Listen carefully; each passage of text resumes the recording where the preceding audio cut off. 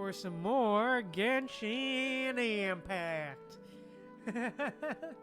But yeah, today we're back for some more Genshin. And yeah, as you can probably read from the stream title, we're finally going to finish Shinobu's Hangout. And also, we're going to be continuing our Sumeru journey. But yeah, with that said, how's everyone doing today? How's everyone? Hello everyone. How was everyone's weekends? I hope everyone enjoyed their weekend, because I certainly did. Yes, hey Celestial, welcome to the stream. Welcome. And yes, I can finally do Shinobu's Hangout. Finish it, yes. I finally unlocked,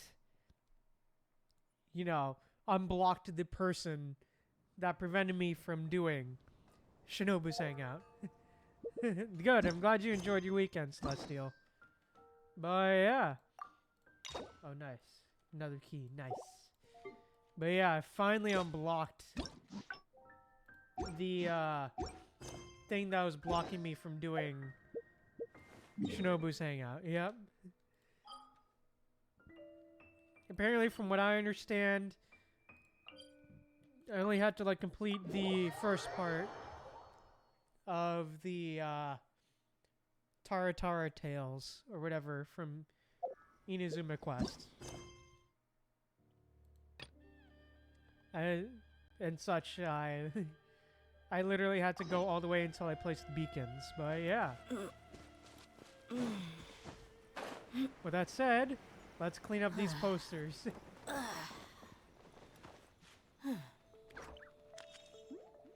Yeah, at least I didn't have to do them all, for real, Celestial. Yeah, agreed. For real. Thank God for that. But yeah, let's clean up these posters. For real, those posters. You look very happy. Of course. Lady Yai personally assigned this task to me. Oh, it's you, Traveler. Long time no see. Progress has ground to a halt in Tatarasuna lately, so I thought I'd come back and see what's been going on here. I have to say, I was not expecting all these flyers. Unbelievable. Who was behind it, I wonder? Huh? Who's that standing behind you? Miyuki, it's been a while. Shinobu! You finally decided to come back. Sorry, no. I'm here for other reasons. Oh, really? The whole family's worried about you. They might not always say the right thing, but deep down... I'm doing fine, and there's no need to worry about me. There. Just tell them that. I'm gonna need more to go on than that. What's this I've been hearing from visitors? That you've joined some sort of gang since returning from Liyue? That's not the worst of the rumors either. Damn. As unlikely as it sounds, I have to ask. Shinobu, did you get tricked into this or something? I was just about to fill you in on that side of things. As it happens, the gang I work for, it's actually a legitimate international organization. Really? Oh, yeah. You are talking gang, huh? Legitimate global organization, okay. Really? Shh.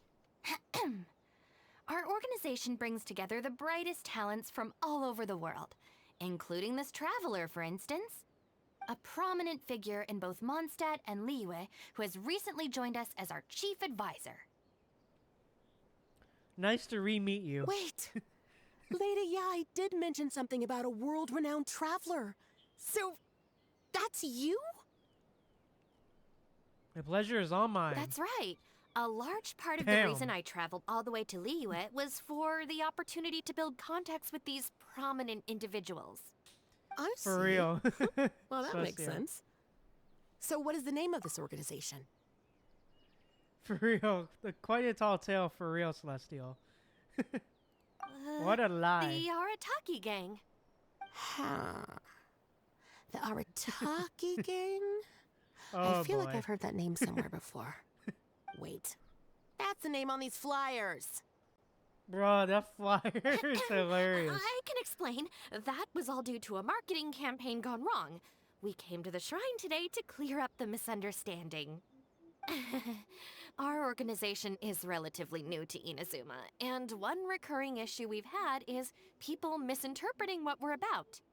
So, we engaged a local marketing agency to help us communicate our ethos and philosophy more effectively.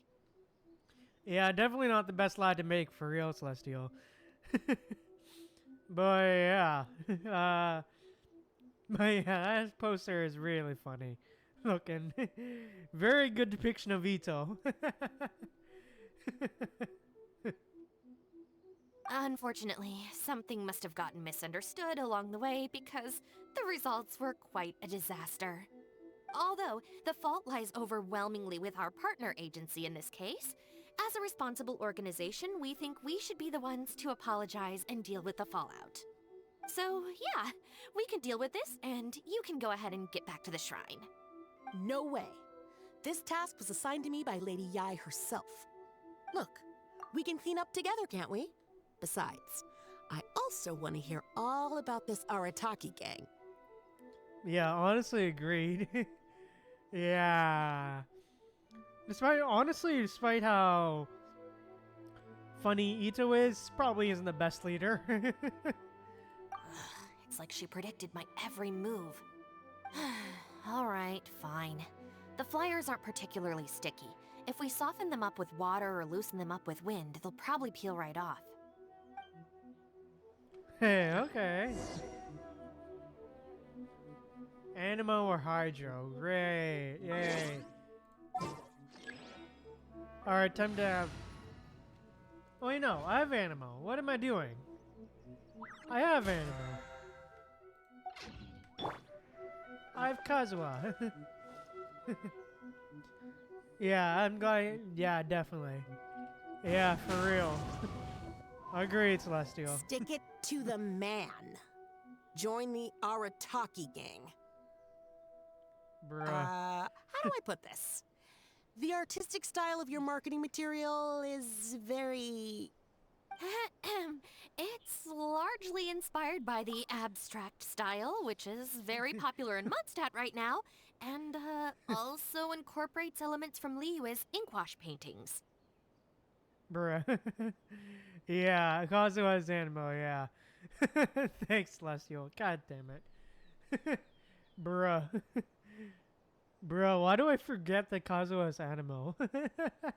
We paid Top Mora to hire a professional artist for this, and while the finished product is a little, avant-garde, that's exactly in line with the Arataki gang's spirit of being fearlessly creative and radically disruptive. I see. Bruh. Of course. Alright then, let's keep going.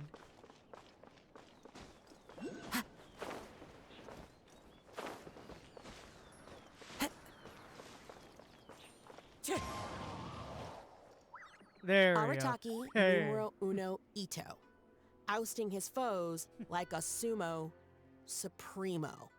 This Arataki Ito, is he your leader in Inazuma? I've heard a few rumors. Mr. Arataki is a pioneering genius and the face of our organization. Naturally, plenty of our competitors seek to smear him. Mr. Arataki is generous and easygoing by nature and is reluctant to get bogged down with fighting spurious allegations. Plus, the fact that he is an Oni can make certain topics a little tricky to navigate. Nevertheless, Sure. we still reserve the right to sue for defamation if it comes to it. Really? Sure, Wow. Shinobu. That sounds tough. Sure, Shinobu, sure. Yeah, that's it. It's Kazi and Oni, that's it.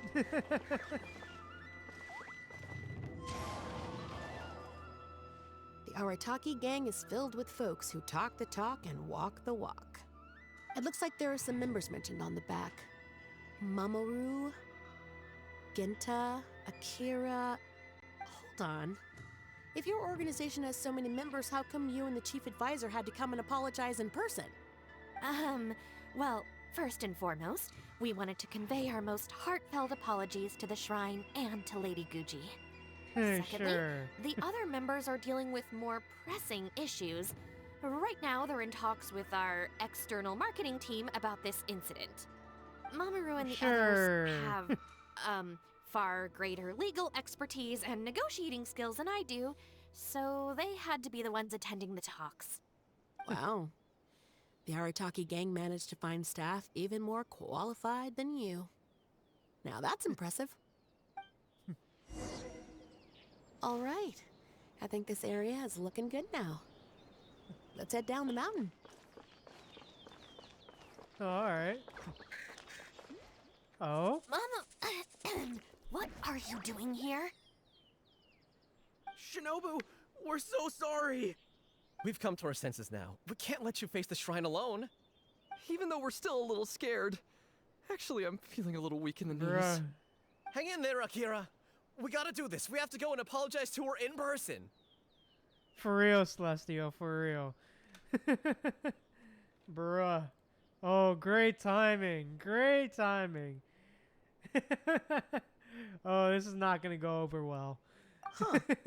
Akira. Don't worry about them, Yuki. Let's get down the mountain and clear up those flyers. It's alright, Shinobu. We've already gotten rid of all the flyers down there. Huh? You cleaned up already?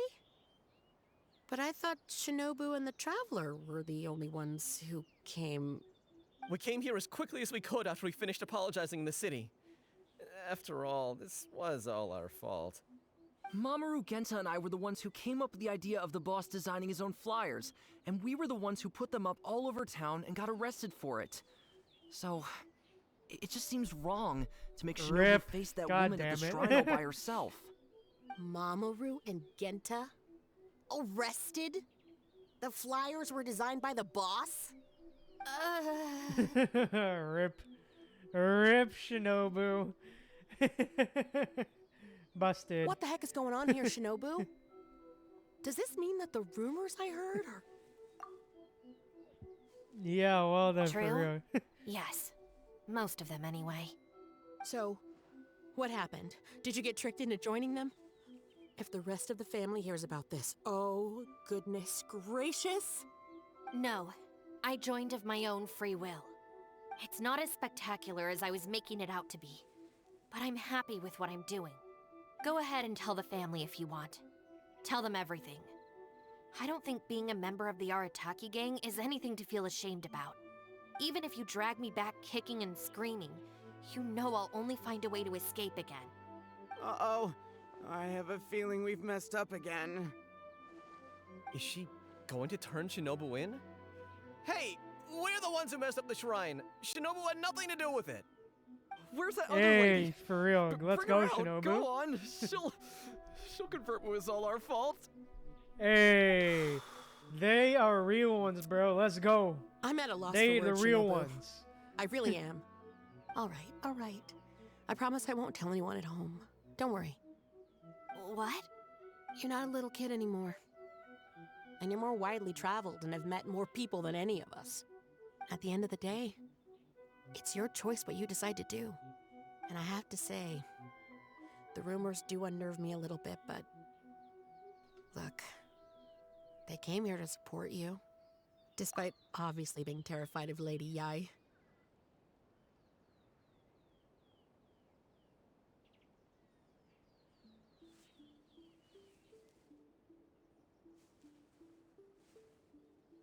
Since you've chosen the Arataki gang, just promise me you'll do your best to make all the things you used to talk about come true. Sis. What's going on here? I don't know, but it looks like... Oh, they were sisters. Oh yeah, they were sisters, right? But yeah, agreed. They definitely stepped up, man. I love it. Definitely taking responsibility, for real. Aw. Maybe we don't need to get that terrifying lady to come and confirm our story after all. Besides, if even the Traveler has decided to join, then the future of the Arataki gang looks very bright, doesn't it? Yeah. Actually, about that chief advisor thing. Chief Advisor, if you'd like to discuss the Artaki Gang's future development, let's step to the side, please. Oh, okay. Yeah, I agree. They definitely do. Aww. Oh, I love that. That's cute. That was a nice ending. That was a nice ending. To cap it off. I like it. Got some resolutions. With family. Yeah, I agree. That is cute. That is very cute. Agreed, Celestial.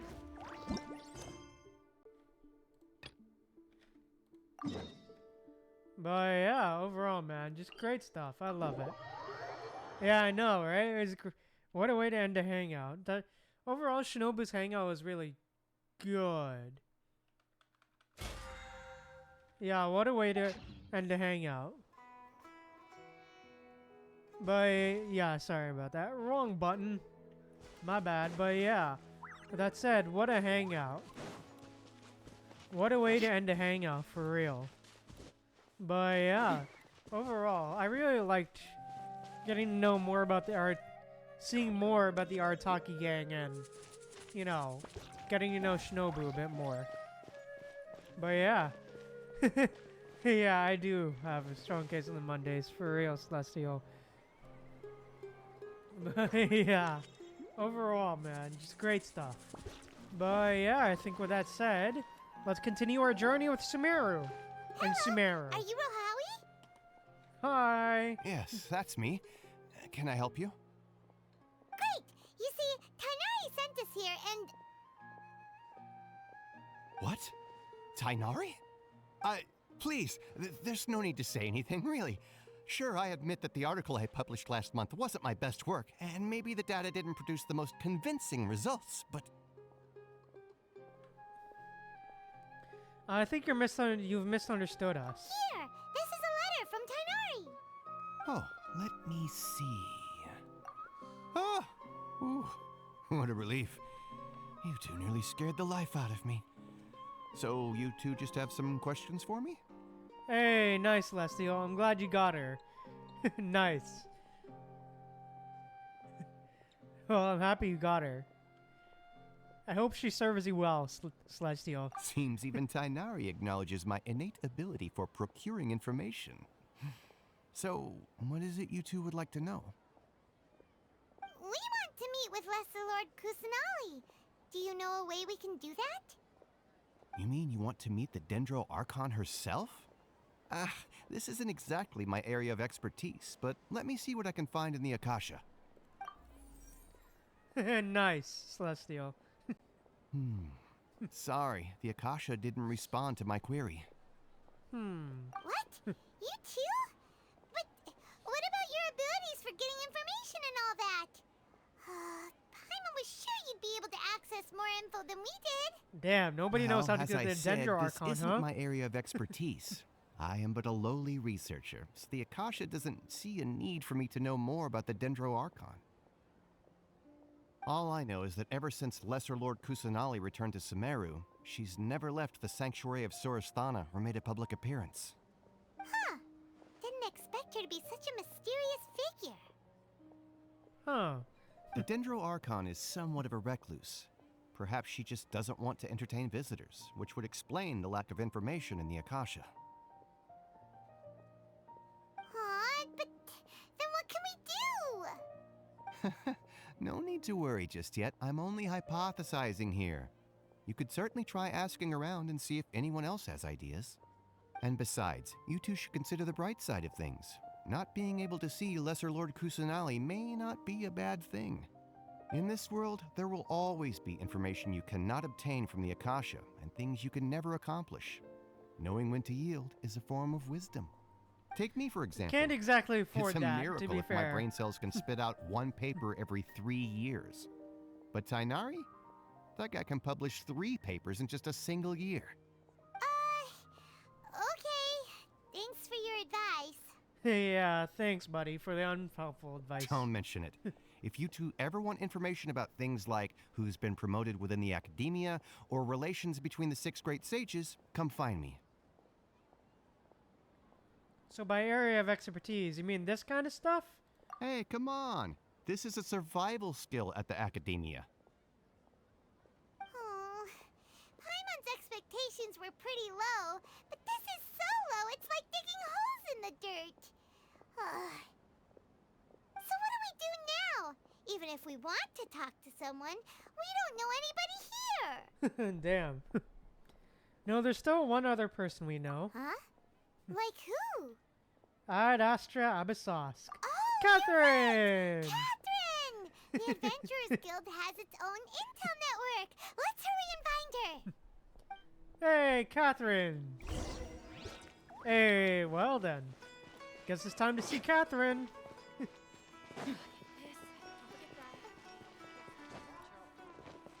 Oh, wow, okay.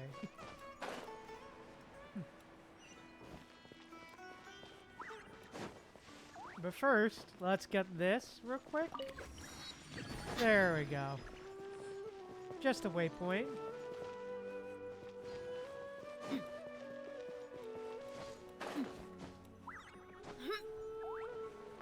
Oh, is she up there? Okay.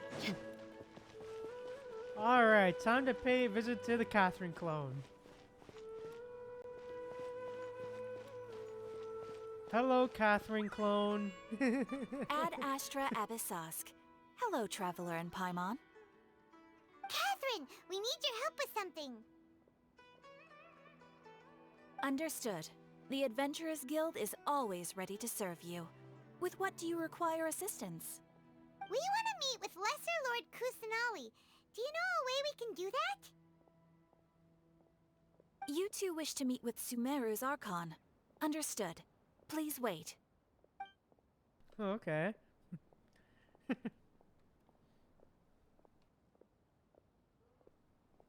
I apologize, but I am unable to call up any relevant information in the Akasha. I'm also unable to locate any pertinent information in my personal memory. Aww, Damn. another dead end. Well, if Catherine can't help us, then we really don't know anyone else to ask now. Please do not worry. I may know of someone who can help you two. You do, huh? In Sumeru, the Adventurers Guild does not serve as the vanguard of information.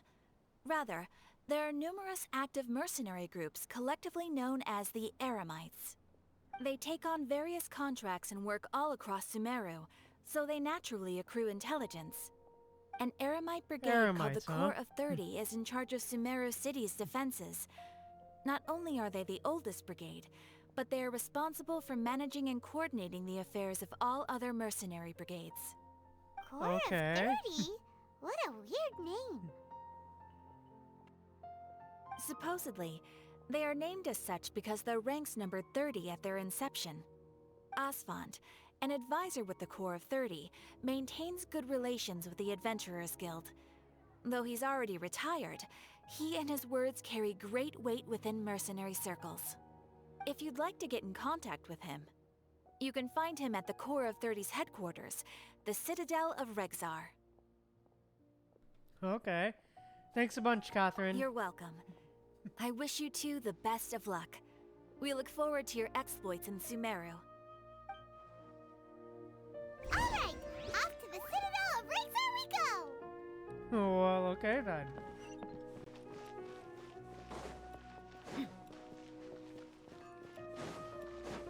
Alright, okay. Eremites, huh? The guys that I have to beat up all the time. Oh, hi. Oh, the reputation is here. Okay.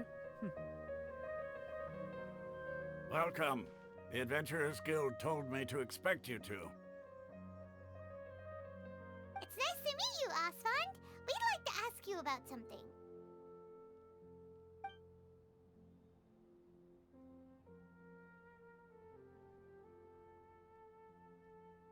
I see. So, Catherine's the one who sent you this way. Ha! It's true that the Eremites' network is vast, but even I can't help you meet the Dendro Archon. Wait, seriously? That's it? Afraid so.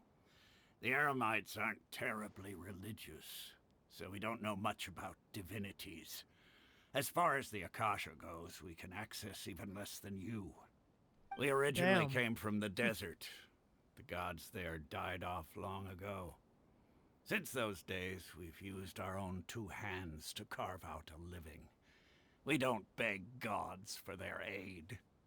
It isn't just us, though. If you ask me, I think most in Sumeru aren't interested in Lesser Lord Kusanali. Oh?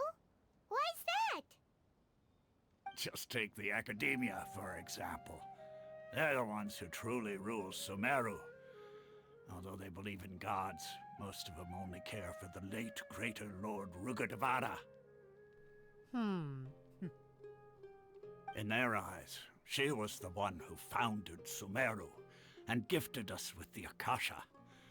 Lesser Lord Kusanali just happened to inherit her legacy.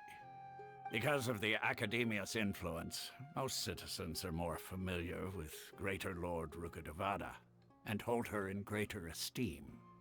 Not to mention that Lesser Lord Kusanali never makes an appearance, and the Academia never announces anything about her. As far as the people of Sumeru are concerned, she's just a god that exists. And that's all. Damn. Really? Damn, that sucks. After hearing all of that, Paimon sort of feels bad for Lesser Lord Kusanali. Yeah, for real. It does sound But harsh. who For real, knows? Celestial. We're all just guessing when it comes down to it. Besides, I'm sure the God of Wisdom doesn't worry about her reputation among people like us. All right. Well, thanks for the info, Osfond. No problem. Always happy to help out the Adventurers Guild. After leaving the Citadel of Regazar, questioned few people since Sumeru. Seems Okay. Osfond was right about most people's attitudes here. Damn. Not only are they not interested in the Dendro Archon, they even say stuff like, if the Akasha doesn't think I should know, then I don't need to know about it. We've been asking for information non-stop ever since we got to Sumeru. But the harder we try, the more helpless everything seems. Isn't there at least one For real. person in this entire city who cares about Lesser Lord Kusanali? Oh, you two are interested in Lesser Lord Kusanali? Huh? Who are you? From the sound of it, you two are Outlanders who recently arrived here. You've been asking around for information on Lesser Lord Kusanali, right? Oh, I'm sorry. Yep. I forgot to introduce myself. I'm Dunyarzad, one of Lesser Lord Kusanali's faithful followers. Whoa, really? Then do you know how we can meet with her? I'm afraid I can't help you with that. But your conversation earlier did happen to remind me of a legend about the Dendro Archon. Can you tell us the legend? Sure. It goes like this. Long, long ago, there was a man who heard a prophecy. It predicted that a great calamity was about to befall him. Panicked by what he heard, the man sought out the Dendro Archon in hopes that she would bless him with the wisdom to help him escape his predicament. The man journeyed across deserts and through rainforests and experienced tribulations of every kind. However, he still couldn't find any trace of the Dendro Archon. In despair, he thought, alas, the Archon has abandoned me. He then had no choice but to sorrowfully resign to his fate. Okay, and then what happened? And then, the calamity came. But to his own surprise, the man felt somehow emboldened by the trials of his journey. By relying on his own strength, he managed to overcome the adversity. At that moment, a bird perched upon his shoulder. This bird was, in fact, an avatar of the Dendro Archon. She said, "O Archon Seeker, do you now understand? She and her wisdom have long been found by you. Along your journey, we were in every flower and blade of grass, every ray of sparkling sun, and every breath of dancing wind. So long as you continue to think and ponder, we'll be wherever you go." Huh. What an amazing story. Yeah, feels all warm and fuzzy inside after that. In a way. It seems like this story is also one of the Dendro Archon's avatars. Dunyarzad, since you worship Lesser Lord Kusanali, can you tell us anything else about her? Of course. So did you two know that, I'm terribly sorry, but it seems something's come up now. Let's chat another day.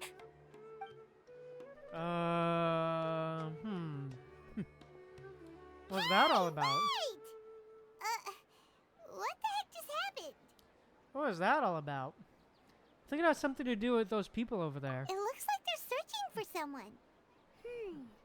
Dunyarzad was acting super nervous just now. You think they're looking for her? This stinks! We finally managed to find a lead about Lesser Lord Kusanali! We can't let them get in the way now. Let's see if we can get rid of them. Then we can catch up with Dunyarzad. Hey, have you two seen a brown-haired girl wearing a purple top and a long blue dress? We're looking for her. Oh, why? Did she have bandages wrapped around her wrists? Yes, that's her. Did you see which direction she went? Yeah, she went that way. Quick, after her! Alright. Wonder why they're going after her, huh? That should keep him busy for a while. Let's hurry and find Dunyarzad. For real, Celestial. Jesus. Jesus, Paimon, really? Honestly, yeah, I agreed. I thought she was gonna do that as well. Hi. There you are, Dunyarzad. We thought you might have been long gone by now. Oh, it's you two. Oh, you startled me there. You can relax now. We threw those people looking for you off the trail. Really? Thank you so much. Unfortunately, I believe there's still more of them out there looking for me. Uh-oh, looks like there are some coming this way. Huh? More of them? Then what are we standing here for? Run! No, wait, my body isn't in the best shape. It's difficult for me to run. Okay. How about we find some place to hide? Okay, sounds good. There's a tavern on the other side of the port we can go to. They probably wouldn't expect me to hide in a place like that. Okay then. All right, let's move out. Stay behind us. We'll keep an eye out for anyone looking for you. Alright, let's go. But I wonder why Eremites are looking for her.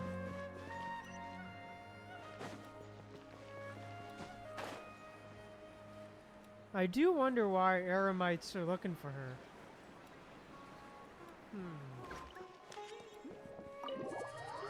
Alright, into the tavern we go.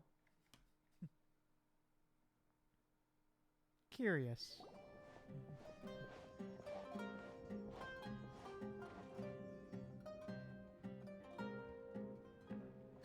We made it. Oh, they shouldn't be able to find us now. Wait, stand down, Dia. Hey, Dia, what's up? Hi. Hey, let's go! She's here! Let's freaking go! Let's go! Yes, she's here!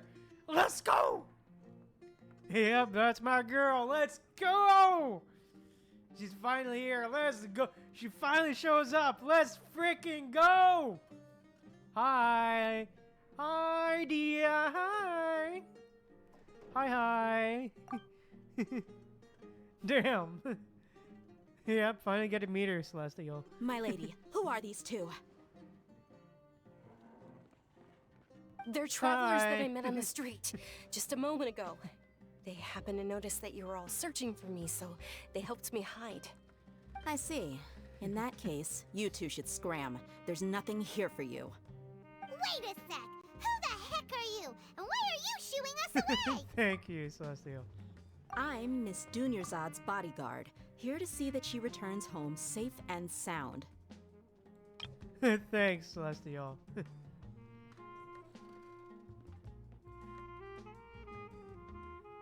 Let's go.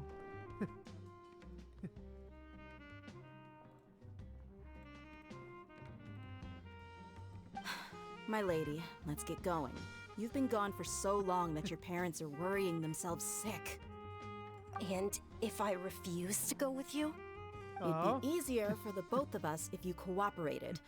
But if you insist on not going, then I'll have to carry you like a sack of potatoes.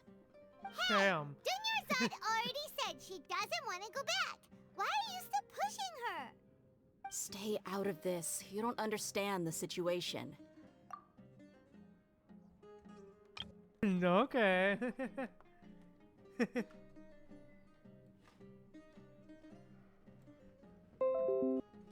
Another screen cap. Let's go. More.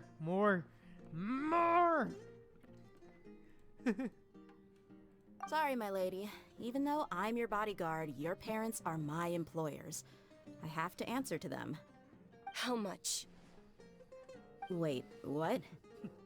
How much more do I have to pay you to become your employer? So you never listen to my parents ever again. Double?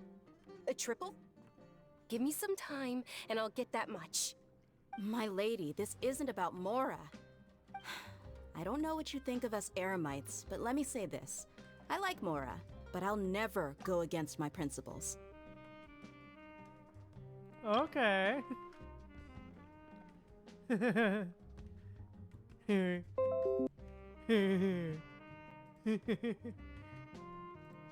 Screenshots! Screenshots! Every frame, screenshot! Screenshot every frame, boys. That's why I'm here looking for you. Sure, it's an order from my employer, but my conscience was also telling me it's the right thing to do. And knowing your health, carelessly running around like this is gonna hurt ya. For the sake of those who love you, don't be stubborn. No, you're wrong. I'm aware of my limits and I know what I'm doing. Honestly, the only people being stubborn right now are my parents. Thank you, Celestial. And I know perfectly well that it makes no difference if I'm at home or not. I still won't accept reality. And every time I bring this up, they just change the subject. Dia, you've been living with us a long time already. This should be old news to you.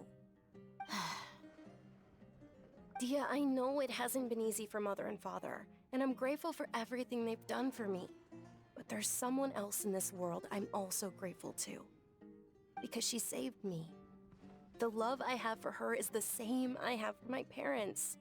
This is my life and my last chance. So I want to do something meaningful.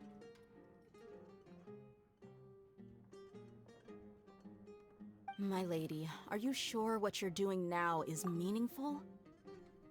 Okay, let's go. Damn, honestly fair.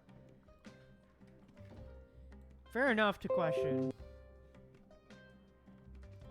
Honestly, fair question. Questioning if something's meaningful. Oh yeah? Well, can't wait to know more about her, Celestial. Yes, I'm sure. At least, it is to me. Fine, I won't ask you to return home anymore. But let me make something very clear. I'm only doing this because I respect your determination, not because I agree with you. Thank you, Dia. Sorry for being so rude just now. My nerves were acting up. And I even brought up your payment in such an offensive way. Don't worry about it, my lady. I did say that I like Mora. Besides, that's our next topic of conversation. Today's little excursion caused such a ruckus that every single bodyguard at the estate was deployed. It wouldn't be easy to hide things from your old man. Since this definitely won't be your last escapade, here's a little tip. You should at least make it look like your room and things are still in order when you leave. Also, you'll need someone to cover you for when you're out and about. So, I'll let you hire me, my lady. This way, everyone wins. As for the pay, let's say half of what your father pays me. We can settle the bill when we return to the estate. Okay. Deal. Yay! Oh, damn, Looks like okay. we've reached an understanding. Hey, let's go. Best girl. Finally, who's actually understanding. Let's go. Denrizad, are you alright? I'm fine, really. I just feel a little tired now that things have calmed down.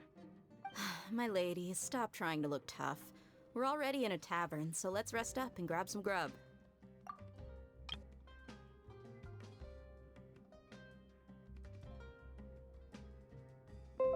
Screenshot. Screenshots. Let's go. I'm sorry for worrying you two. If you don't mind, I'd like for you to join us. Sure! After you rest up, we want to hear more about Lesser Lord Kusanali. Yeah, sure, Celestial. Alright, here's Kusanali. But yeah, I'll be back in a second. So let me just give me a minute.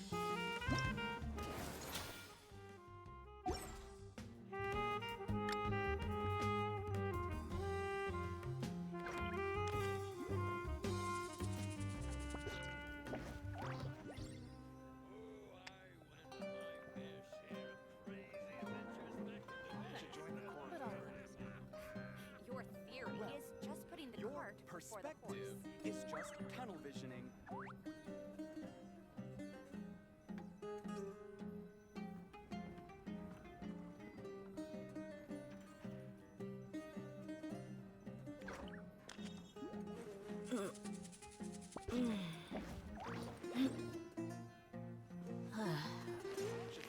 Your theory is just putting the cart Your before the horse. perspective is just tunnel visioning.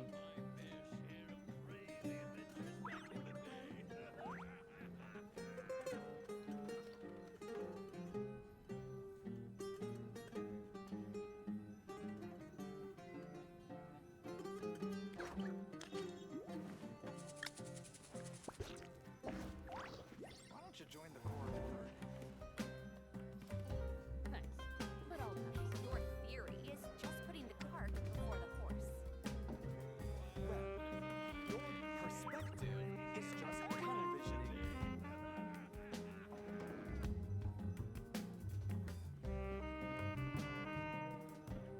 We mercs have one simple rule. Whoever pays the most is your new boss. Why don't you join the core herd? Well, your perspective is just tunnel visioning. Putting the cart before the horse.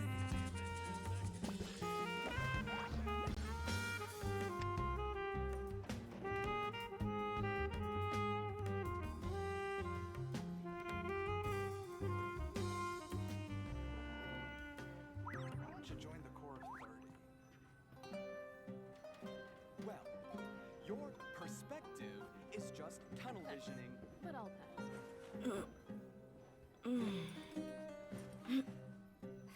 Your theory is just putting the cart before the horse.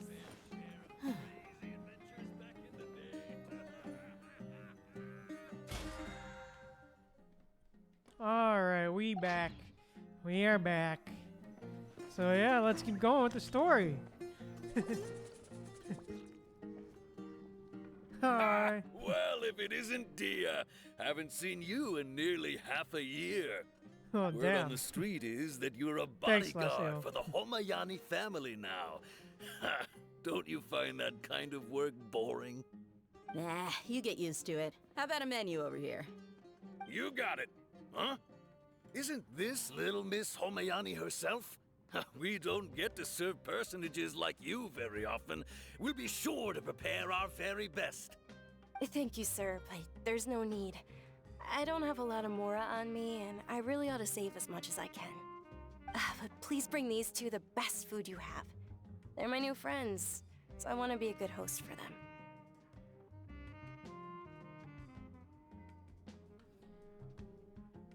No need to break the bank. We'll eat whatever you order. Don't worry about it. We'll pay for our own food. Yeah, we're already super grateful for everything you told us about Lesser Lord Kusanali. Yeah, it is really nice for a Celestial. I agree. Oh, that's How nice. about our charcoal-baked Agelena cakes? They're our signature snack, and they run cheap. Look, other customers over there are eating some now. They look kind of burnt and dry. Paimon will pass. Oh. Picking Paimon, now that's a first. But you've cooked slimes before. Hey, come on! Paimon has personal preferences too, you know. After ordering, you continue chatting up the Denry's and Lesser Lord We Kusanali. asked a lot of people when we first arrived, and almost nobody was interested in Lesser Lord Kusanali. So, Yeah, for what real. made you want to follow her? Yeah, for real. Paimon passing on food? That's almost unheard of. Damn. Well, remember when you asked me if I knew how to meet the Dendroarchon? Even though I don't know how, I think I've actually seen her before. Huh? Really? Yes, it was when I was a child. At the time, my illness had kept me bedridden for the better part of a year. I was stuck inside and couldn't make any friends, and my parents did their best to find treatments for me. But even then, the Akasha didn't have any helpful information. My younger self no longer had any hopes or dreams. One flare-up was so bad that I was in a semi-conscious state for several days. Then one night, I woke up alone in my room.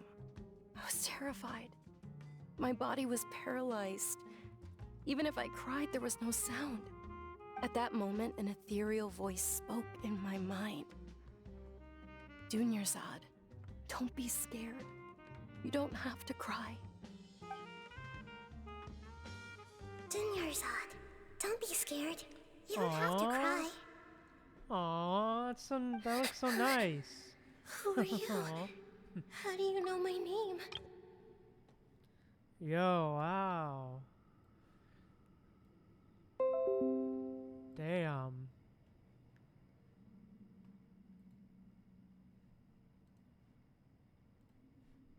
Aw, for real. Agreed. How do I explain this? You might not be able to understand, but actually, I know everything about you. Really? Of course. I know that you're scared of thunder, that you hate taking medicine every morning, and that you love counting the petals on your mom's skirt. Wow, you really do know everything. Dunyarzad, is there anything you want? Want? Not really. I can't go anywhere or do anything. Huh? But aren't you a child? All children have wishes. Tell me what you want, and maybe I can make it happen. But can you make my illness go away? Oh. I'm sorry. But I'm not powerful enough to do that right now. Then, can you be my friend? After that, the voice said, "Okay, I'll be your friend."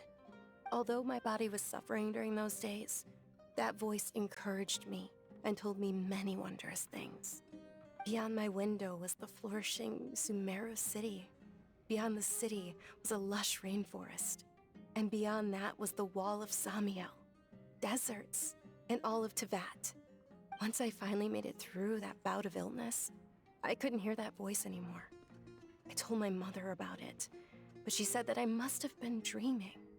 But I know that that voice wasn't a figment of my imagination. Before that, I had never heard of Teyvat. Oh, wow. So you believe the voice you heard was Lesser Lord Kusanali? Yes, for sure. If it weren't for that voice, I would have never grown curious about the outside world, nor would I have learned how to read and enjoy so many books. That voice sparked a desire for wisdom. It had to have been the Dendroarchon. I've been hoping for a chance to repay her kindness. In fact, I was running around today to help prepare the Sub-Zerus festival for her. What's the Sub-Zerus festival? It's Lesser Lord Kusanali's birthday, which was the day that she was found by the sages. It's actually an old holiday that originally celebrated Greater Lord Rukkhadevata's birthday. When she passed away, the holiday eventually became a celebration of the Lesser Lord's birthday. I heard everyone was overjoyed when they welcomed her back to Sumeru. Oh, In those damn, days, the okay. festival was a huge deal. But because of the academia's influence, people have gradually lost interest in the festival. The academia actively participates in Sumeru's many holidays dedicated to Greater Lord Rukkhadevata. But when it comes to the Sub-Zero's festival, forget any funding. They practically act like it doesn't exist.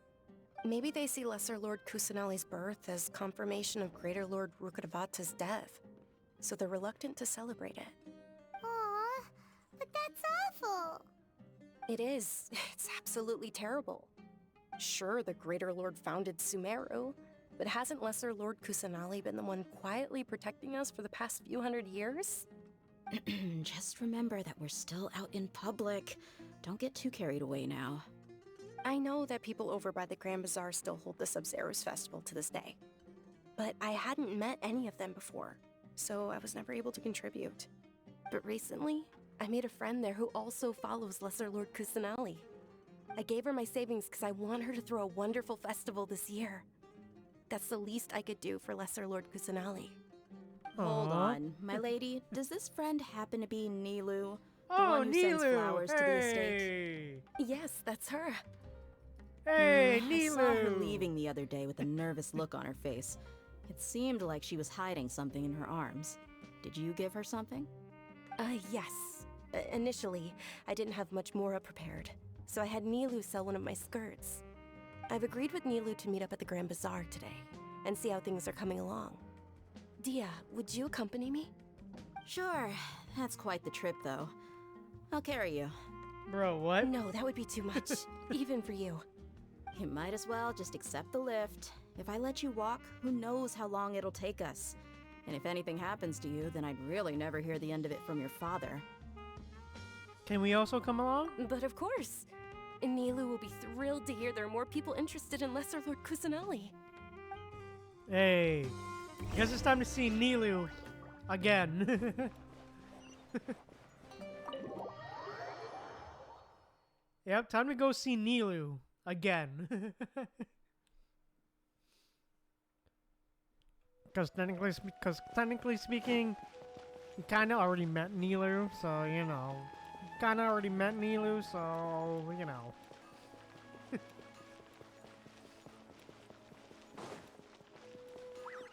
Yep, the event.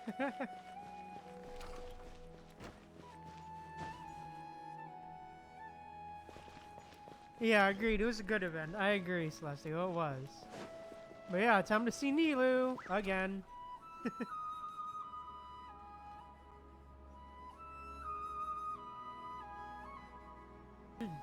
Hey. Sorry I'm late, Nilu. Oh, Dunyarzad. It was taking you so long that I assumed you got trapped at home, but you made it in the end. Fair enough, Celestial. Fair enough. With the screenshots. Hi again, Nilu. Hi, Nilu. Uh-oh. But if Dia's here, that means you got caught, right? You could say that, but everything worked out. She's on our side now. Not completely. Oh, and who are these two? Yeah, agreed. She really is Celestial. Oh, meet the Traveler and Paimon, my two newest friends. They're visitors who just arrived at Sumeru City and are looking for information on Lesser Lord Kusanali. So you're followers from another land? Truthfully, no. Oh, really? Well, that's okay. You're still invited to the Sub-Zero's festival. Thank you.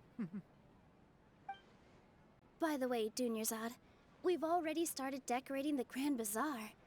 It looks spectacular, thanks to your generous contribution. You're very welcome. It's the only thing I could do. Do you still have enough Mora? Probably? But don't sweat it. We've already finished renovating the stage. Come on, I'll show you.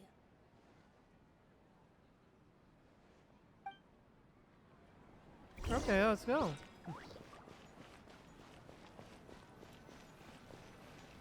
Ah, yes, the stage. Wow!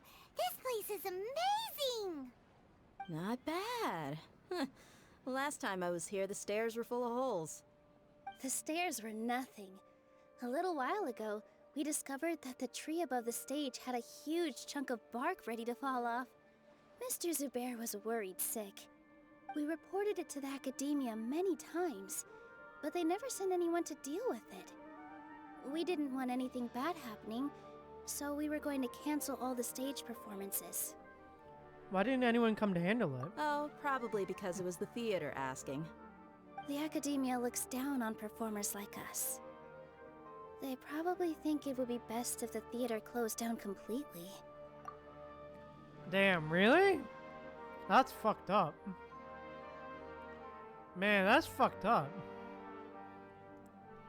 Because theater is a... Because theater is like a way of expression, as well as it can also be used as academically as well. That's fucked up. Yeah, agreed.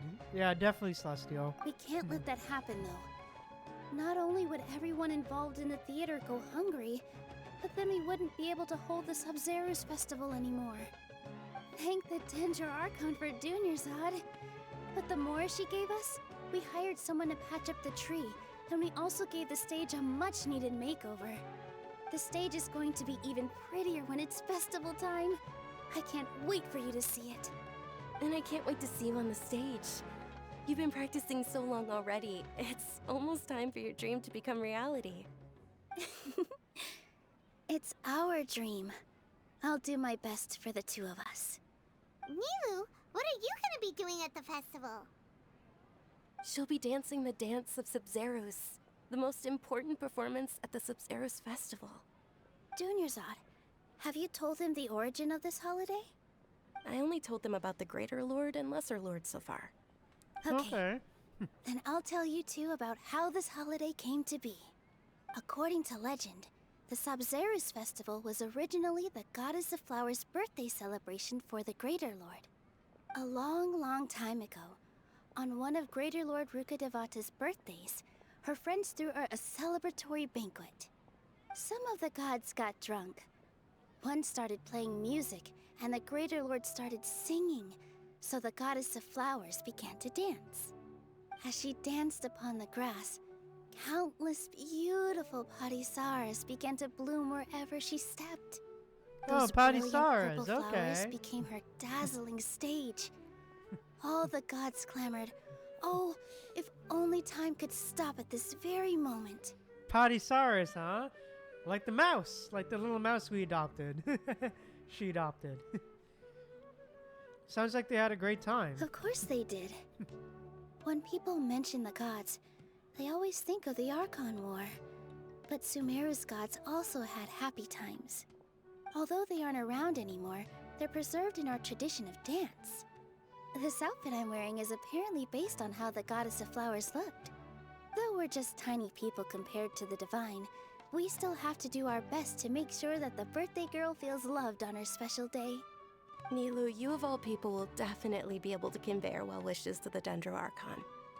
I also noticed that you went the extra mile and scattered Padisaras around the stage. They symbolize the Goddess of Flowers, after all. It's just a shame that all the real Padisaras went extinct after her death. Yeah. Oh, damn. The Greater Lord brought forth Padisaras in memory of the Goddess of Flowers. But she ultimately could never truly replicate that beautiful purple. Thinking about the Goddess of Flowers dance makes me wish I could have seen it. That's sad. If my stage were anything like that, I'd be thrilled if I had just 2 real Padisaras on the stage. So, Traveler and Paimon, what do you think? Interested in the Sub-Zeros festival? Will you two be coming? All of Lesser Lord Kusanali's followers will be there for her birthday. It'll be a good opportunity for you to learn more about her. Ooh, Paimon thinks that's a great idea! You sure it's not because you want in on the fun? Hey, come on! There's nothing wrong with enjoying a festival. Besides, it's Lesser Lord Kusanali's birthday. She'll be happy to have more people who are celebrating it. So how about we all attend the Sub-Zeros festival together? Alright, let's go. Sounds like a plan. Junior Zod, let me show you which stage decorations we've picked out so far. Traveler and Paimon, if that doesn't sound interesting to you, then feel free to explore the area. Everyone at the Grand Bazaar loves Lesser Lord Kusanali, and we're all looking forward to the Sabzeruz festival. In that case, we'll take a look around. Alright, let's go. Let's look.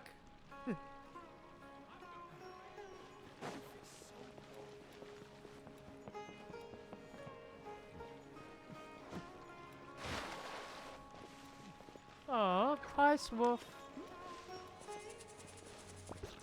Oh, hello there.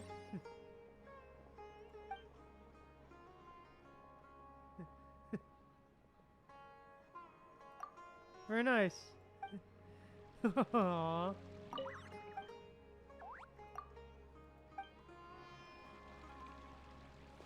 Aww, that's cute. But yeah, I'll be back in a sec. Just need to throw something out real quick. But, and also, yeah, it is really good. I'm on a hard time for real, Celestial.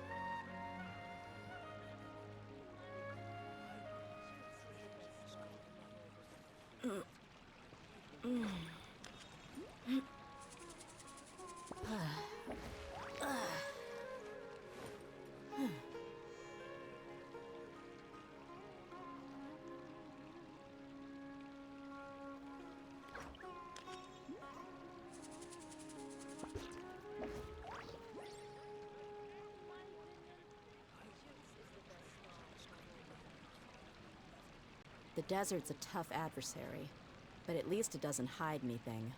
What you see is what you get, and whether you take on the challenge is entirely up to you.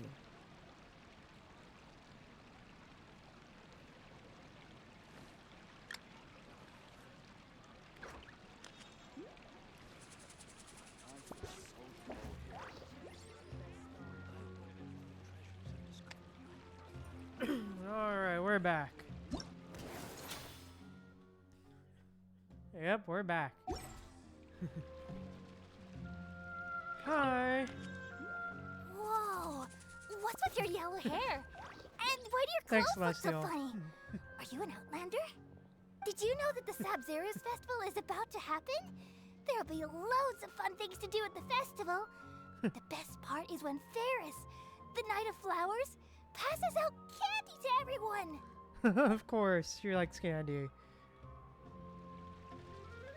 Well, I hope you enjoy it, kiddo. Shamati. Dancing at the Sabzeruz festival. You know, I also danced when I was younger. As a child, I even asked Agreed, my grandmother Celestial. why we performed the dance for the Lesser Lord when it was originally done to honor the Greater Lord. My grandmother said that Greater Lord Rukkhadevata is a beloved deity and honored by all. And Lesser Lord Kusanali is too. If the Goddess of Flowers ever knew Lesser Lord Kusanali, then she would certainly have wished to be her friend and hold celebrations for her too. The Sabzeruz festival has been losing its appeal over the years. That is, until a wealthy benefactor stepped in this year and brought the festival back to life. I heard she forked out a lot of mora to make it all happen. Aw, that's nice. That's a nice thought.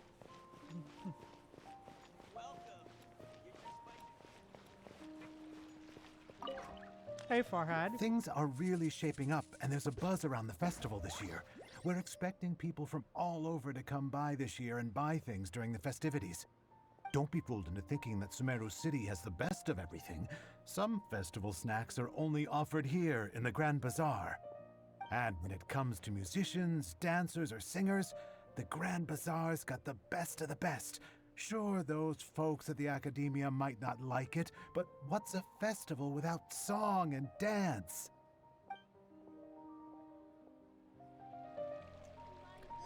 Damn. Yeah. Making money. But damn, what's their problem? What's the Academia's problem with this shit? Nilu, your outfit looks amazing. There's also something different about you from when we first met up. Agreed, I thought I'd add a Celestial. little extra pizzazz to my dress for the festival. See? Wow, did you sew all that yourself? Uh-huh. Sewing is a fundamental skill for everyone in the theater company because we make all our own costumes.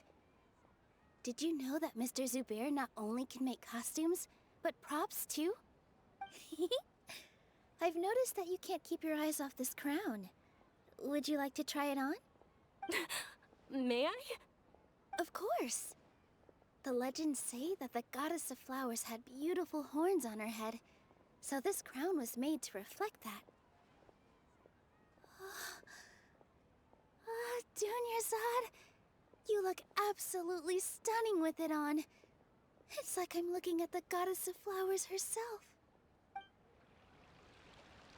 Aw, that's nice. Aw, that was nice. But yeah, I'm gonna be honest. I don't know why, but...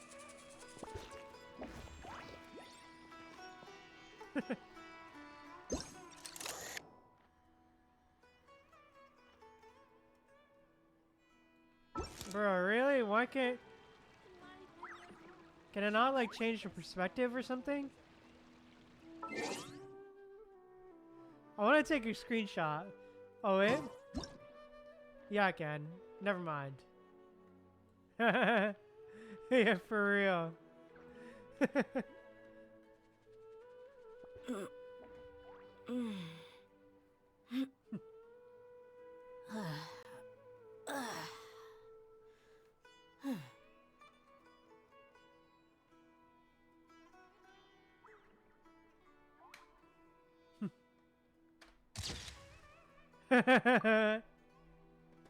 Double D, yeah.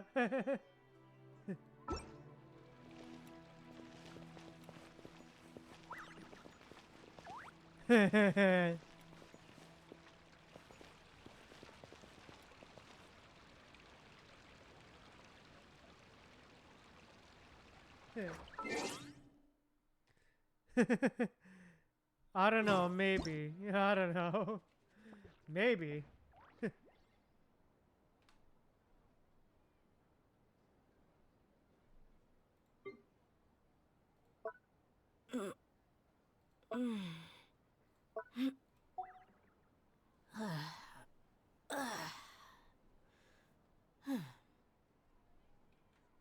Yep, okay. F2. Alright, I'd zoom in a bit. Yeah. Alright. Left control H. Hold on, I just want them to stare at each other.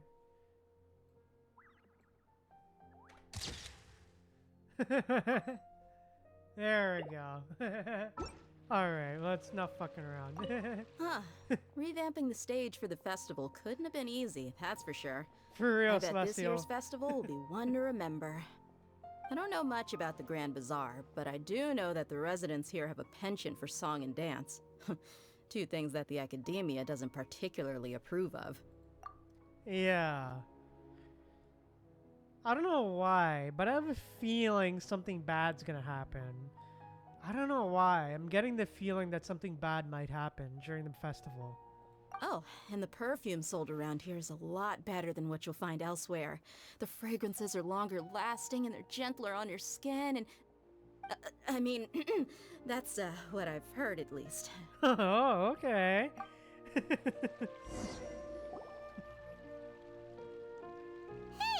Is that who Paimon thinks it is? It looks like Catherine. Oh, hey, Catherine. Oh, Catherine, hi. Oh, she finally leaves behind that desk, huh? Catherine is finally actually leaves the desk, huh? Come to think of it, Paimon's only ever seen her behind the counter at the Adventurers Guild. This is the first time we've ever seen her taking a break. For real, Paimon. Well, hopefully I'm not that paranoid, Celestial. Hey, Catherine! For real, Celestial. Wild Catherine. Oh, hey! It's the Traveler and Paimon. What's shaken? Whoa. Break time Catherine sure sounds a lot less formal than usual. Paimon was still waiting for her to say Ad Astra Abyssosk. Sure. Standing behind the counter at the Adventurers Guild doesn't require any complicated functions. But saying and doing the same old things over and over again can get pretty monotonous. Like watching the same Fontaine movie day after day. But take you two, for example. You travel across Teyvat to enrich your lives and gain new experiences. Well, we enjoy traveling across Teyvat and all that, but we're mainly looking for clues about his sister. Yes, you should keep searching. Sometimes the answers we're looking for aren't necessarily at our intended destination. Instead, they're found along the way. Huh.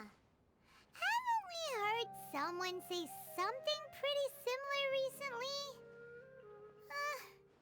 Anyways, what brings you out here, Catherine? Are you also a fan of the Sub-Zero's festival? No, not particularly. I guess you could say that I'm loving the recent atmosphere here. If festivals bring happiness to everyone, then that's where their true value lies. Oh, it looks like it's about time for me to be heading back now. Alright, we'll see you next time at the Adventurers Guild. Oh, by the way, thanks for connecting us with the Eremites. We've already made some great friends in Sumeru City thanks to you. I'm sure you two will get along well with the people here. You've already been blessed by the element of Dendro after all. See you around.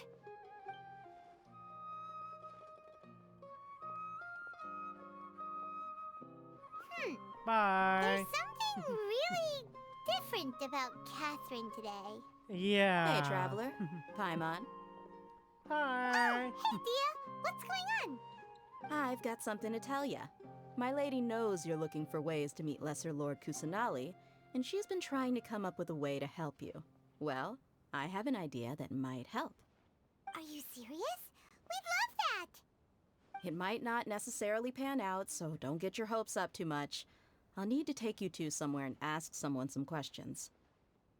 What about Dunyarzad? My lady is feeling a little worn out at the moment. Nilu's found a place for her to rest. After I take my lady home, let's meet in front of the Citadel of Regzar. Sounds like a plan! Alright, let's go. Let's head over to the Citadel of Regzar and wait for Dia! In my opinion, Shins is the best stall in the whole bazaar. Dad let me learn to dance. I want to try something.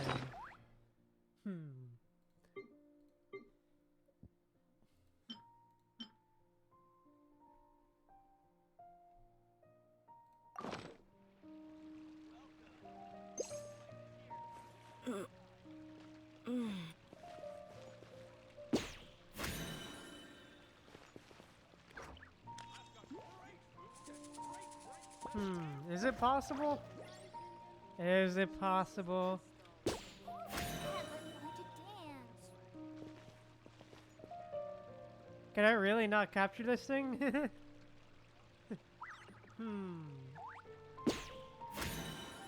Damn, guess not.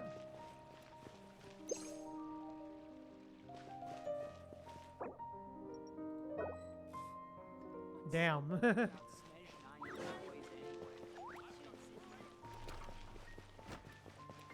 Yeah, Celestia. Because it said it was a good singer, but damn.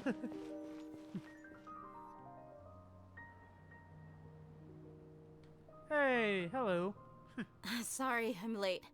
It took some convincing for the master and mistress to believe that Miss Dunyarzad was only sitting in the port for a while because she was in a bad mood. Anyway, I guess I should be thanking you. I haven't seen Miss Dunyarzad that happy in a long time. If it wasn't for you two, she probably would have been caught and dragged back much earlier. You sure sound a whole lot nicer than when we first met, Dia. Who would have thought you had such a soft spot for Dunyarzad? For real. It's called being a professional. I'm a bodyguard, and I work for whoever's paying. Oh, hey yo. Oh, hey yo, okay. Screenshot. Hey, let's go. Let's go, Dia Blush, let's go. Let's go, boys. We won, boys. Dia's blushing. Yeah, that's a blush if I've ever seen one. Listen, you two. I don't We expect won, to be boys. working for Miss Dunyarzad very long, but I hope to finish things on a positive note if possible. Let's cut the chit-chat and head into the Citadel. We'll see if the person I know has a way for you two to meet with the Lesser Lord.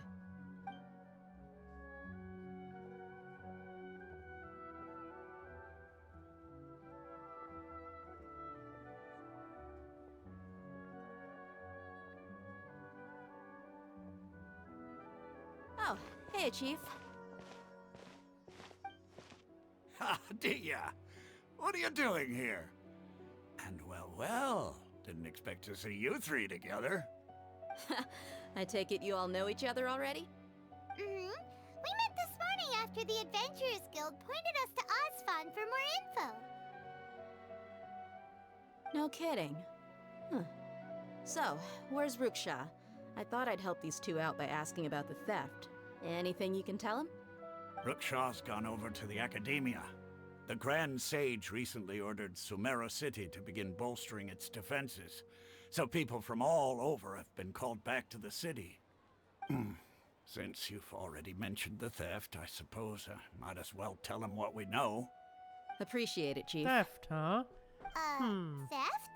What? What the heck are you guys talking about? Just recently, the Academia lost something, and there's a chance the item is connected with the Dendro Archon. This case might just somehow help you in meeting her. I suppose that's one way to look at it. But if you ask me, the case is more about the Academia than anything else. Let me fill you in. The Academia recently sent a convoy to pick up an important package from Aru village. Word got out, and the convoy was robbed on its way back. The Grand Sage took the whole matter very seriously. Not only did he dispatch the Matra, but also enlisted our help in the search for leads. All we know so far is that whatever was stolen is currently in Port Ormos. You two have heard of Port Ormos, haven't you? It's the largest commercial port in all of Sumeru. You can travel there by leaving Sumeru City and heading south along the river. The Academia's grip isn't long enough to reach all the way to Port Ormos, so the city's a little more laid back, meaning the population's also a mixed bag. You never know who you'll meet there. Apparently what was lost has a great deal to do with the Akasha, knowledge, and even the gods. I'm afraid I don't have any other details for you, though. If you're interested, maybe you could head to Port Ormos and ask around yourselves. If you want my advice, try introducing yourselves as students of the Academia once you're there. Huh? Students of the Academia? Are you serious, Chief? All the Academia students are in Sumeru City, you know. Why should they pretend to be students in Port Ormos? If you're also interested, just go there and see what happens. Count me out. I've got plenty of work to do here for the Homayani family. And take it from me, if you two really do decide to visit Port Ormos, you'd best watch your backs. Let's just say that the Eremites there aren't nearly as friendly as those here in Sumeru City. There are even some extremists who go around shouting slogans like, "Retake Sumeru for King Deshret." Word is that more and more are joining their movement. They're becoming a real headache for Chief and the others. You bet is they that are. what? King Dishret's been dead for thousands of years. Now they start spreading rumors of his return. Ridiculous. So, they're just extremists that we beat up in the overworld. Okay. Not everyone's like you, Chief. Even the desert natives who abandoned their homes in the wilderness still wish to have a god of their own. Well, Traveler, that's about all the information we have for you. Thanks, Dia! And you too, Osfond! Since we've gathered all we could for the moment in Sumeru City, let's head to Port Ormos and see what we can find next. Miss Dunyarzad is looking forward to seeing you both at the Sub-Zeru's festival, so be sure to get yourselves back here in time for that. Yep, we won't forget. Good. Then we'll see you both at the Sub-Zeru's festival.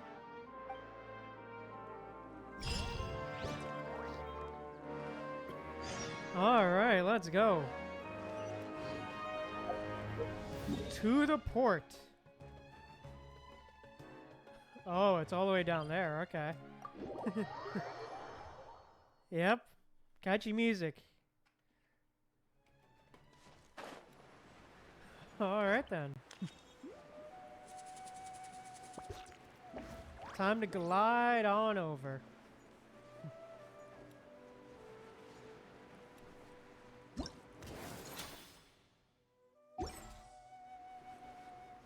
Alright.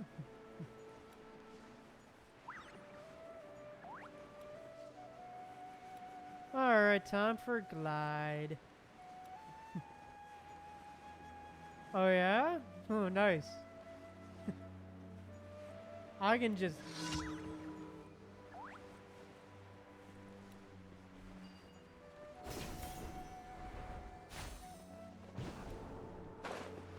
There we go.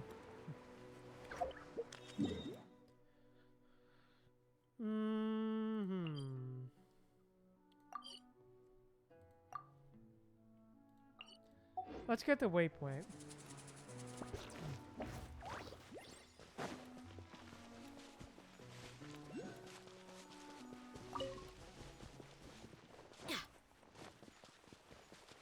Oh yeah. Well, I hope you found some good ones, Lestial. Alright, here we are, the port.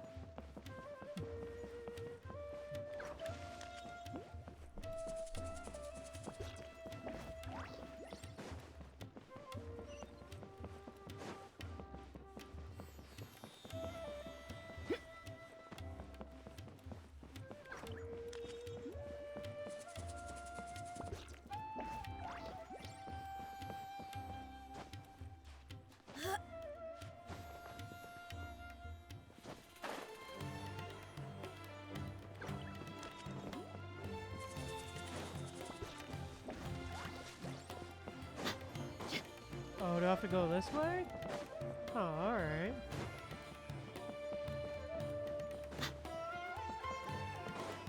Oh, it's this way, okay.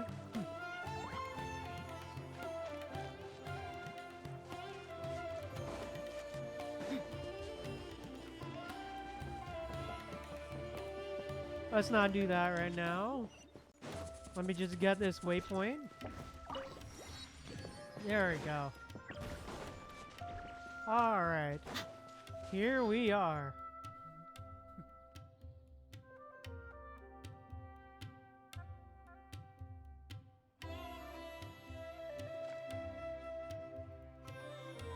Come and have a good look yourself. Traditional spices of the highest quality, made with pride and experience. You've got a deal. I can't thank you enough for always looking after my business. Believe me, I'm not making this up. Several Eremite mercenary groups are nearly in open conflict, but does the core of 30 care? And that's not all. Did you know that... Wow! Talk about hurly-burly! This place is busy! Guess that's only to be expected for the largest port in Sumeru. Maybe it's because of what Dia told us earlier, but Paimon can't seem to shake the feeling that there's also danger lurking in these crowds. Yeah, agreed. It is really cozy looking place, Celestial. Ooh. Let's get our bearings so we can start looking for leads. We know that Alright. whatever the Academia lost is related to the gods. But other than that, we don't have much else to go on. Osvan told us to try posing as Academia students while asking around. Paimon checked the Akasha on the way here, and the Academia doesn't seem to have any research facilities in Port Ormos. Paimon doesn't get it. Won't we look even more suspicious going around saying we're Academia students and asking about the stolen item? True. Right, we should figure that out before doing anything else. Well, given all the people that come through here every day, if there's any information to be found, Paimon bets we could find it in the market. Let's ask around and see what we come up with. Alright, let's go.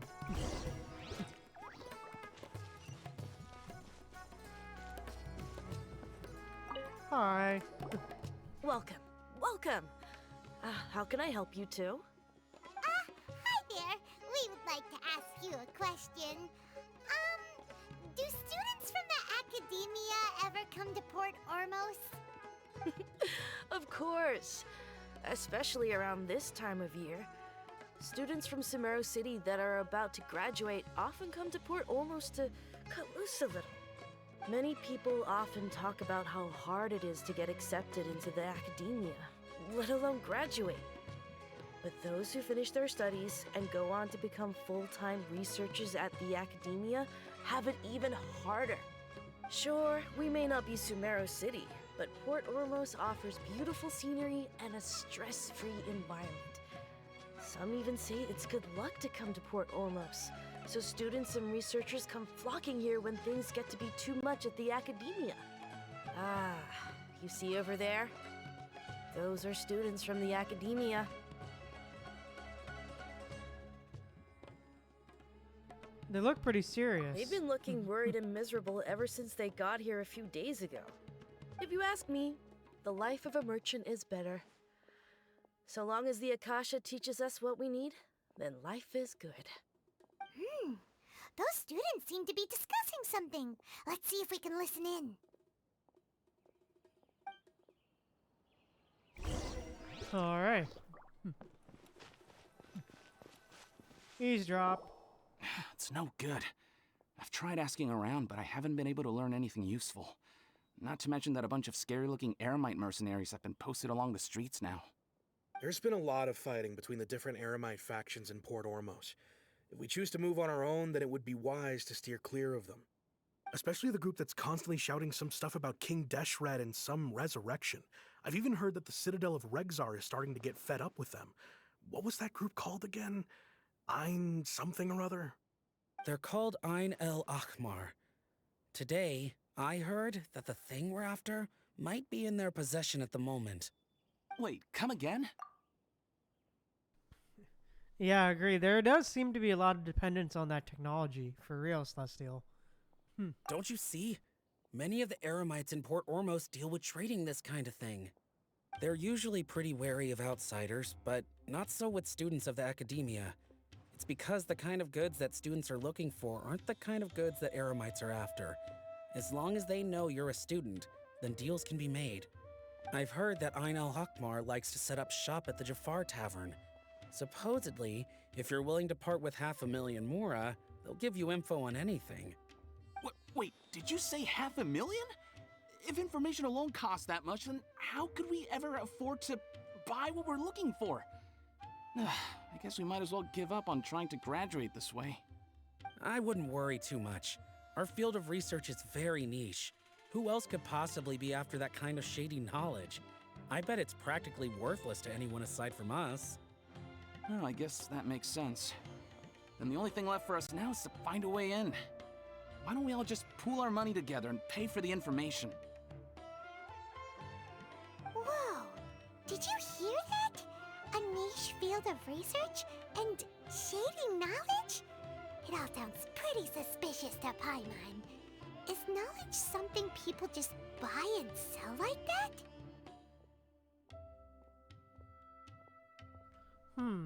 It is very suspicious indeed. So, what's our plan? Let's go to Jafar Tavern. Wait, didn't you hear what they just said? Buying information is going to cost us 500,000 mora! Have you lost your mind? I mean, we do have that money. To be fair, Paimon, we do have that money. Pretty sure we have 500,000 mora. Pretty sure we have more than 500,000 mora, so it's fine. Yeah, for sure, Celestial. For sure.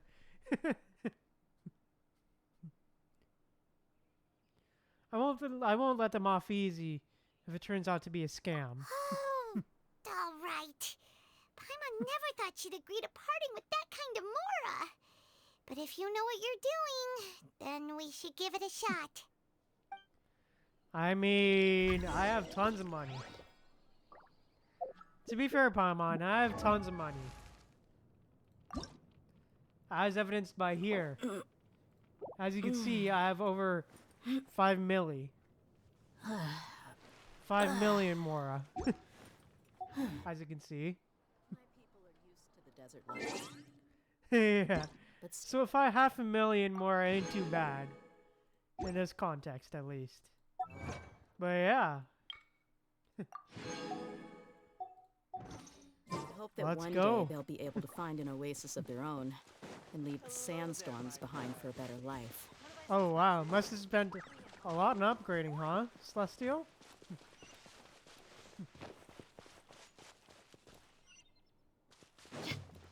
Alright, let's go.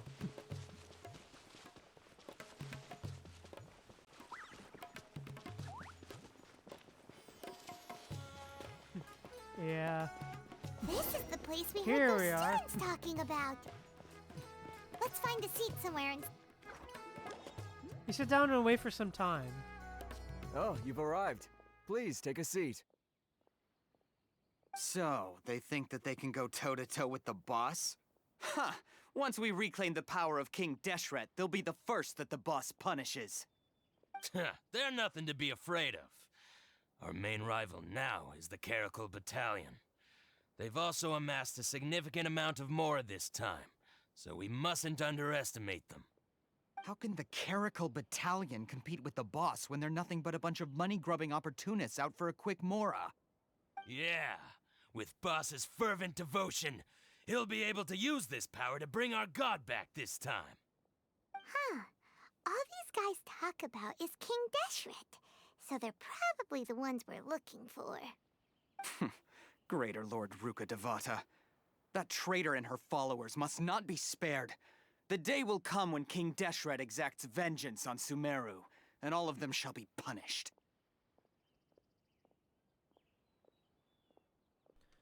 Greater Lord Ukadevata, a traitor? Yeah, Paimon was wondering what they meant too.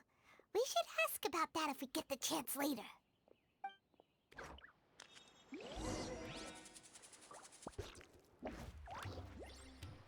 Alright. Hi. Huh? Who are you? What do you want? I'm a student from the academia. A student? Huh. What's a student from Sumeru City doing in Port Ormos? I'm looking for info about a certain something. Ah, well, if it's info you want, you've come to the right place. The question is, can you afford it? Alright. 500,000 more. There we go. Paimon can't stand to see so much more go. But there's no other choice right now. Sorry, Paimon. Here, this is the merchant's address. Whatever you're looking for, you'll find it there.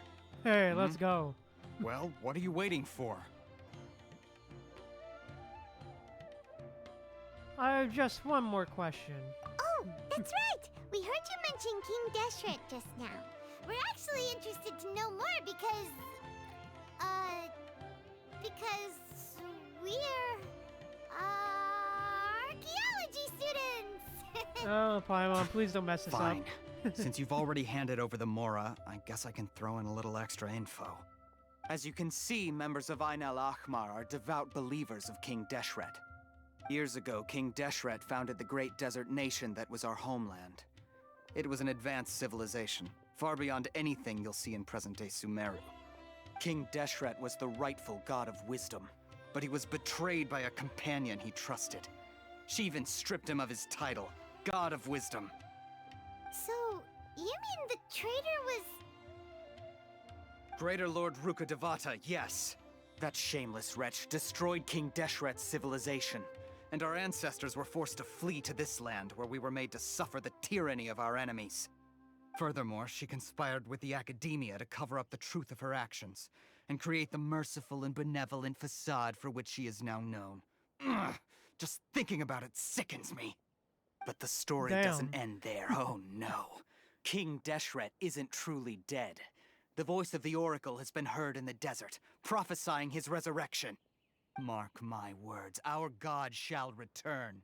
And when that day comes, all followers of the traitor and all the desert dwellers who have forgotten their true god will suffer retribution together.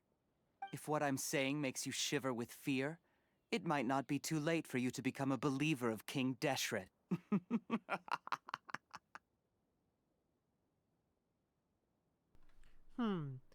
Ah, yes, this quest. Hey, Fuzzy, welcome to the stream. Welcome, welcome. Can you tell us more about the Oracle? I don't have anything to say to you Academia people about that.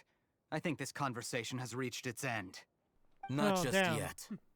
This man is a fraud. Al-Haytham? You Hey, again? yo?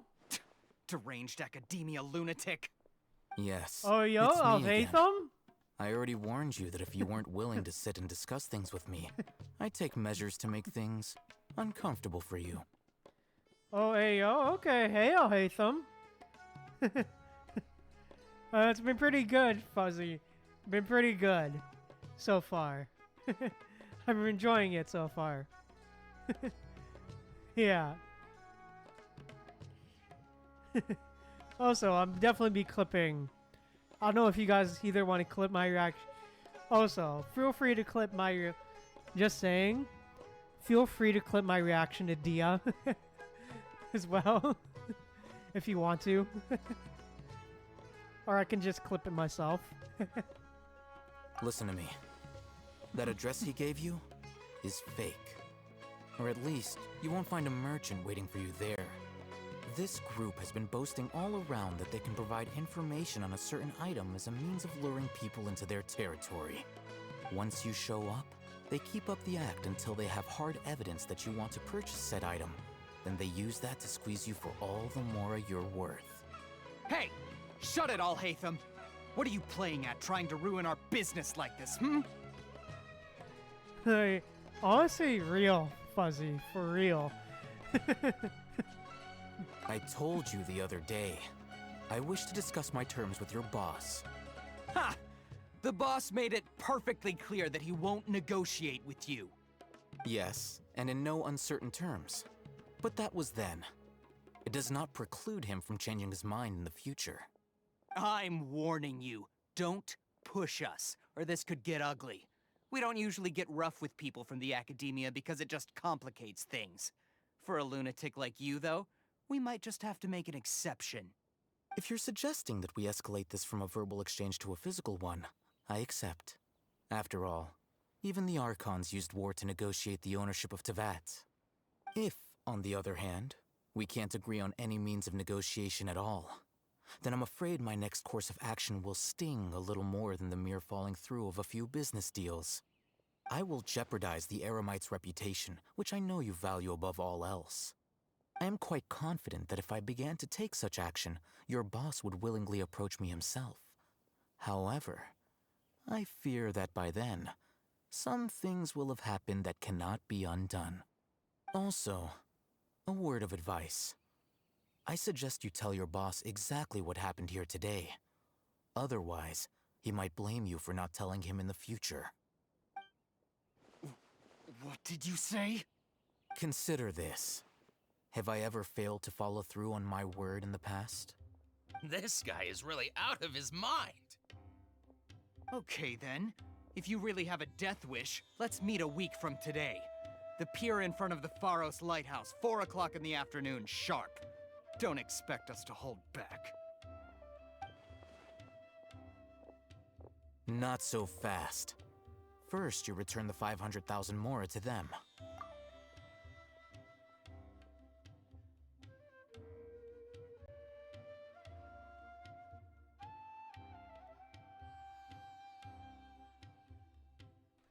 Okay. Hey, thank you. Hey, 500,000 more back. Let's go. Please, I beg you, don't provoke them. We can't afford any trouble with this crowd. They haven't even paid for their food yet. Ah, Mr. Iman. There appears to be fewer staff in the restaurant recently. This wouldn't happen to be because they're all busy spreading the word to the students, would it? Well... Someone who chooses to do business with a group like that really can't afford to get so flustered the instant someone confronts them about it. Consider the meal compensation for our silence. I'd say you're getting an excellent deal. Whoa, did you see that? He not only got us our Mora back, but sent the Amorites running too! Plus, he seems to know a lot about what's going on around here. Let's catch up with him and ask some questions! Damn, okay. He went that way! After him!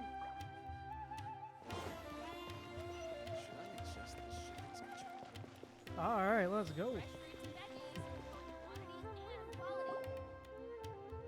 up! It's Al-Haytham, right? What do you want?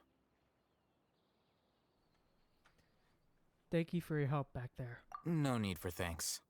My goal was to get to them, and you two gave me just the opportunity I needed. We're even. Oh, I advise you to keep your distance from them. Since they weren't able to make off with your Mora in the end, they might harass you again in the future. All right. Goodbye. Hold your horses! We still have something to ask you about! Since you tore through their scam right in front of them, you must know the real story about certain something, no? Who exactly are you two? And why are you inquiring about that? I'm a student from the academia. A student? Right. Look, you should know that those thugs conducting business with you had nothing to do with your lie. Perhaps we can also talk terms. Huh? Oh, yeah! He's really strong! Weren't you saying something about a physical exchange? We can help with that. He doesn't even have a vision. Forget it. Maybe not, but he can still use elemental energy. Otherwise, there's no way we'd go asking for info from from guys like that. Those high-headed thugs are definitely gonna bring a lot of backup for your next meeting. Even if you don't go alone, you won't regret taking us with you. For real.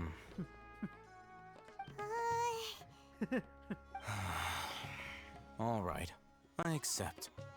Got a pen and paper? If you're searching for someone who sells that kind of merchandise, I'll give you one of their addresses, and you can try your luck. We'll reconvene at the appointed time by the pier. It doesn't matter if you show up or not. Oh yeah, by the way, we're also friends with Tainari, so you know. So, since you were happy to give us this merchant's information, does that mean you can tell us exactly what we're after? You were willing to part with 500,000 mora for something and you didn't even know what it was? Okay.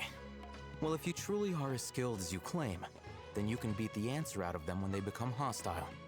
Look, if you've been making inquiries, then you have to know something by now. Tell me what you know so far, so I don't waste time repeating information. We know it's connected to the academia somehow, and that not only do the Eremites deal in it, but some students want to get a hold of it too. What else? It seems like some kind of knowledge. You know almost everything there is to know, but you're unable to compile this information because you've never seen the object before. There's also some kind of knowledge that relates to the Dendro Archon. This is what you've been looking for. Oh, yo? What? I'm Paimon can't tell what it is. It looks He has like it? He some just kind has of it? What the hell? This is a knowledge capsule. To put it simply, it's a vessel that can store a fixed quantity of canned knowledge. It's like a miniature Bro, Akasha. what? Anyone who links it to their personal Akasha terminal instantly becomes privy to its contents. Anyone? Correct. Anyone. Unlike the Akasha, which heavily regulates who can access what information, knowledge capsules confer their contents without any requisites. That's amazing. It's essentially a convenient and harmless vestibule for knowledge. Unfortunately, it's illegal in Sumeru to privately possess or trade them. They were created as a means for scholars to transfer knowledge gained from Irminsul into the Akasha, and are intended to be destroyed immediately after use. But despite strict regulations, some of these knowledge capsules will always escape destruction. After all, there will always be those in this world who are dissatisfied with life as designed for them by the Akasha and wish to change their fate. Over the past century, a wide variety of canned knowledge has been leaked from the academia. Now, in Port Ormos, the valuable ones are a means to Mora for the Eremites. Meanwhile, those which the Eremites deem to be useless to them occasionally prove useful to the common citizens and hapless academia students. Well, I think that about sums it up.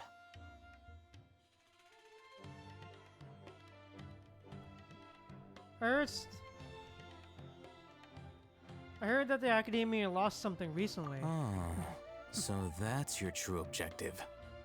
I want to learn more about it. With our current arrangement, I don't believe I can offer an answer. Perhaps we can negotiate further. You're still resolved. Fine. Let's talk somewhere with fewer people. Alright. Let's go.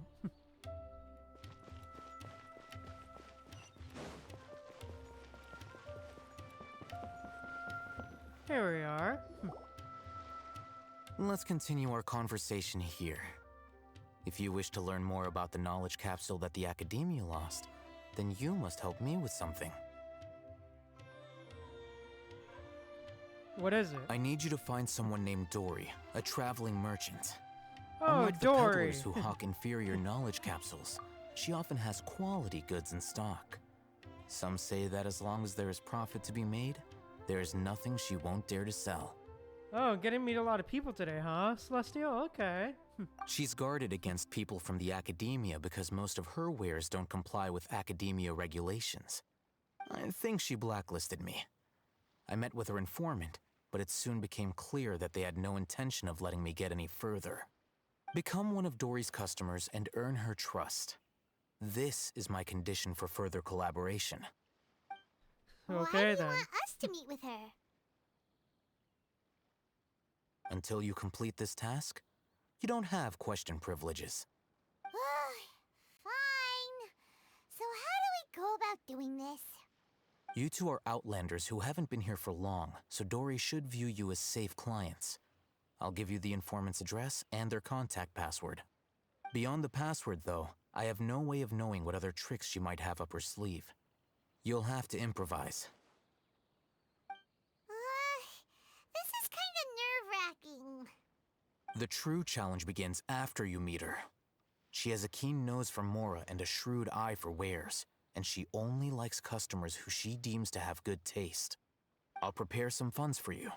Okay. Buy her highest quality wares and earn her approval. But we only just saw a knowledge capsule for the first time. We don't know how to tell which ones are good and which ones are bad. Is that something we can learn quickly? That's true. Have you two heard of elemental sight? I can use it. Oh, that's a surprise.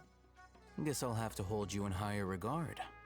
Anyway, that ability should resolve your issue. Well, okay, then. Here are 2 knowledge capsules. Tell me, can you detect any difference in their quality?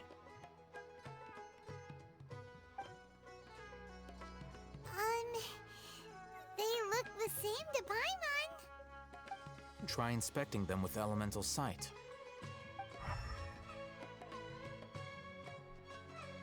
How'd it go? Did you see anything? The one on the left shines brighter. Rumor has it that higher quality knowledge capsules generally appear brighter when viewed through elemental sight. That's because knowledge originates from Irminsul, the root of Dendro power itself. The more powerful the knowledge, the richer it is in Dendro energy. However, some canned knowledge with a high concentration of elemental energy is of little use in contemporary times, so those capsules are of little value. Using elemental sight is merely a stopgap measure, but it should suffice for earning Dory's trust. That sounds For pretty real though, impressive. Celestial. Here's a sheet with the informant's location and contact password, and here is the Mora for purchasing canned knowledge. Don't be cheap. You'll need to spend to catch Dory's eye. If there's any Mora left over, just keep it. For real, actual use for elemental sight, for real. And be sure to exercise some caution. There have been Matra present in Port Ormos lately. Your efforts will be for naught if they catch you. Matra?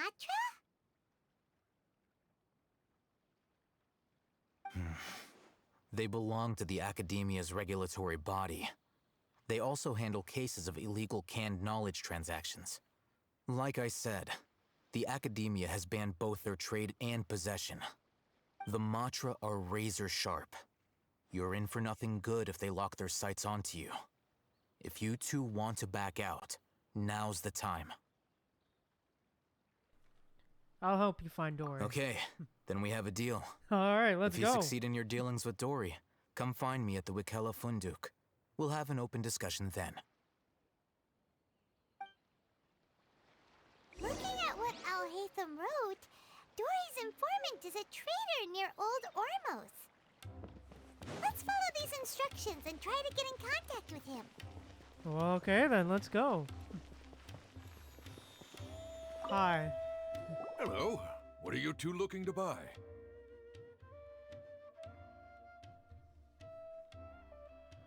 We want to buy some unripe hara fruit. What a unique palate. We have unripe hara fruits, but we usually keep them in the back. I'll have someone escort you. Ah, the codes, huh? Following the paper got us past the first round. Ronak, Alright, these let's two go. want to buy unripe hara fruits. Show them to the warehouse. Got it. You two, please follow me. You two have a fascinating fashion sense. We haven't seen a customer wearing a Sumeru rose for quite some time. Hold on. Let me think. Sumeru Rose means common merch. No, look again. We're obviously wearing morning flowers. Ah, my mistake. I do apologize. Whew. That pop quiz sure was scary. Ah, the warehouse is up ahead. Please follow me. Okay.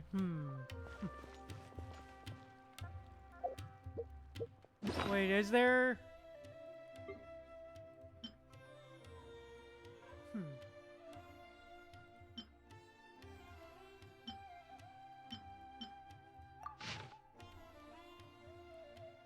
Oh yeah, there's a list, okay.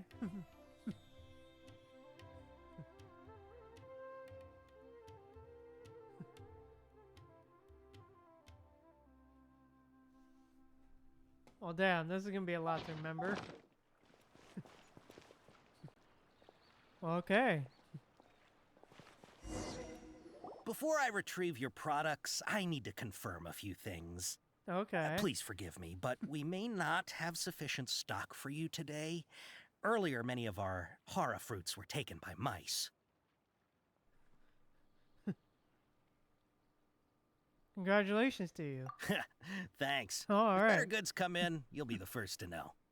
You look like you have some skill. Thanks, Celestial. Why don't I pick out some fruits that'll make you dizzy? I prefer something that causes heat stroke. No, that's not it. The paper said that heat stroke is the answer to erudition. Ugh, eating something that causes heat stroke sounds horrifying. Damn. I'm sorry, but as He's cautious of us. Let's take a... Damn. God damn it. Let's try it again. Trial and error. Before I retreat, please forgive me, but we may not have sufficient stock for you today. Earlier, many of our hara fruits were taken by mice. God damn it. That you look like you have some skill. Why don't I pick out some fruits that'll make you dizzy? Dizziness with a side of tetanus, please. Yep, that's the right answer. But eating hara fruit that makes your head and ears ring sounds like a bad life decision. Would you like your Of hara course, fruits to Paimon. be packaged in the Sumeru City or Port Ormos style? Port Ormos style. Wow, you two sure are generous customers. Oh, all right, We'll let's be sure go. to package your products beautifully. Okay, everything has been confirmed. Miss Dory is waiting for you up at... Shoot, it's the Matra! Run! What? The matcha? Where? Al-Haytham said we're done for if they catch us. We gotta get out of here. Hey, let's go. Thank you. Oh, shit. We don't know this area, so let's follow that informant. All right, let's go.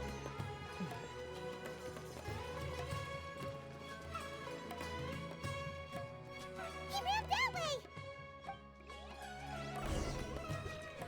All right, gotta run.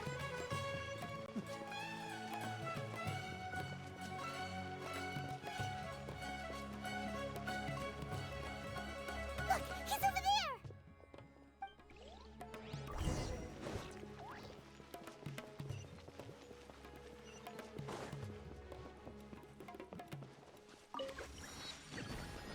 Start from point A. Let's go. Oh, where is this place, huh? Hey, if you're hiding from the Rishbaland tiger, come this way. Another password. Huh? Oh, that voice came from behind the building on the right. All right, let's go. Nice indeed. Thank you. Here. You can stop running now.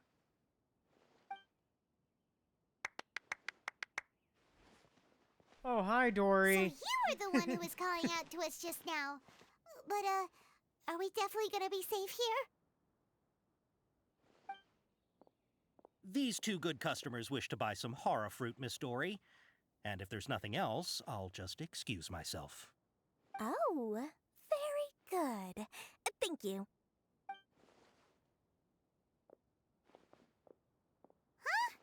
Wait, you're Dory? Paimon sure thought you'd look a whole lot scarier. Hey, what are you trying to say, Princess Pea-Brain? I can be scary enough when I need to be, believe you me. If you don't watch what you say, then you can forget about doing any business. But it seems you two have actually done pretty well so far. Not only did you manage to find the informant, your reactions were also pretty sharp. You don't really look like criminals or anything, but I bet my Mora that you've been involved in some shady dealings, haven't you? Paimon's not sure if that's supposed to be a compliment, but we'll take it. I can't risk doing business with people who start huffing and puffing after just a few paces. No matter how much Mora they might have. Not only will they get caught by the Matra, but they'll also get us into trouble. As decent folks trying to run an honest business. We don't need any of that. Wouldn't you agree? Sure, honest. So that's Sure, why I Dory. prefer to have customers like you. It's your first time here, but don't worry. I won't ask too many questions. Even if you wish to buy enough knowledge capsules to decorate your house with, please, knock yourself out. As long as you have lots of round, shiny Mora, then we're all good. Can you show us your products? Ah, yes, of course, of course. Go ahead, help yourselves. Voila! Wow, she has a trove of canned knowledge. Whew. She'd probably be in serious trouble if the Matra caught her with all this. What kind of products do you seek, my dear customers? Don't worry, I'm not interested in your reasons for buying. I can, however, offer some suggestions. Take this one, for example. An analysis of the sociological ideology and dialectics of the Hilichurls. Only 3 people in all of Teyvat have ever studied it, making it extremely rare. It's on sale now for 350,000 mora. Damn. Who would want to be an expert in that topic? Or how about the architectural styles and construction methods of Teyvat in the early Archon War period? With this one, you can become an expert in historic architecture preservation and find an excellent, well-paying job in nearly any nation. Ooh, now this sounds like it could be useful. 2 million mora, and it's yours. No discounts. Whoa! That's a lot of mora! Yeah, Of course, no thank you, you are free to Celestial. pick whatever your heart's desire. The contents and price of each knowledge capsule are indicated in small text on the body of each one, down at the bottom. Alright, let's try the method that Alhaitham mentioned.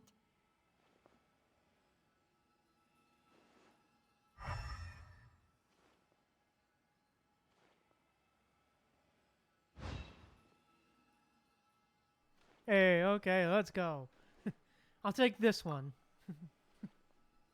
And this one. As well as this one. Ah, you've really got a good head on your shoulders, and quite the eye for quality.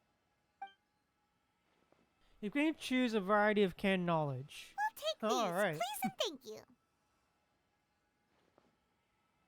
My oh my, you are blessed with a taste for both the exquisite and the extravagant. Customers like you are a rare breed. 1 in 100. No, 1 in 1,000 even. Listen, I have a special offer for you two. If you spend just 100,000 more and more, you can pick any knowledge capsule of your choice up to a value of 1 million mora.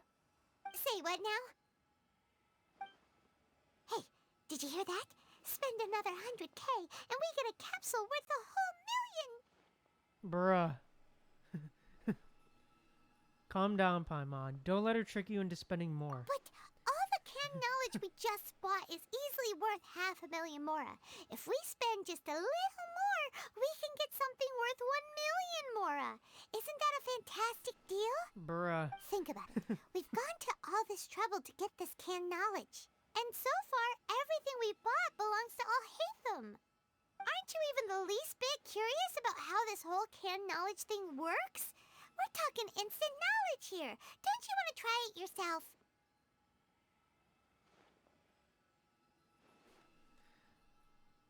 You just want to see me try it. Come on, come on. We still have around 100,000 of Alhaitham's mora left. So let's put it to good use by finding something useful for you. Ahem. You've got a deal, Dory. We'd like to spend an extra 100,000 mora. Excellent! Then please, select from this fine collection of canned knowledge over here. Hold on a second. Paimon thought we could choose whatever we wanted. Why can't we choose the ones from over there? Oh, but my dear customer, the knowledge capsules over here are worth 1 million mora each. I'm sure discerning customers like yourselves will be able to find something to your liking. Please, take your time. Uh-oh, Paimon has a bad feeling about this. Let's use Elemental Sight again to check these. Alright, I'll have a look. Alright then.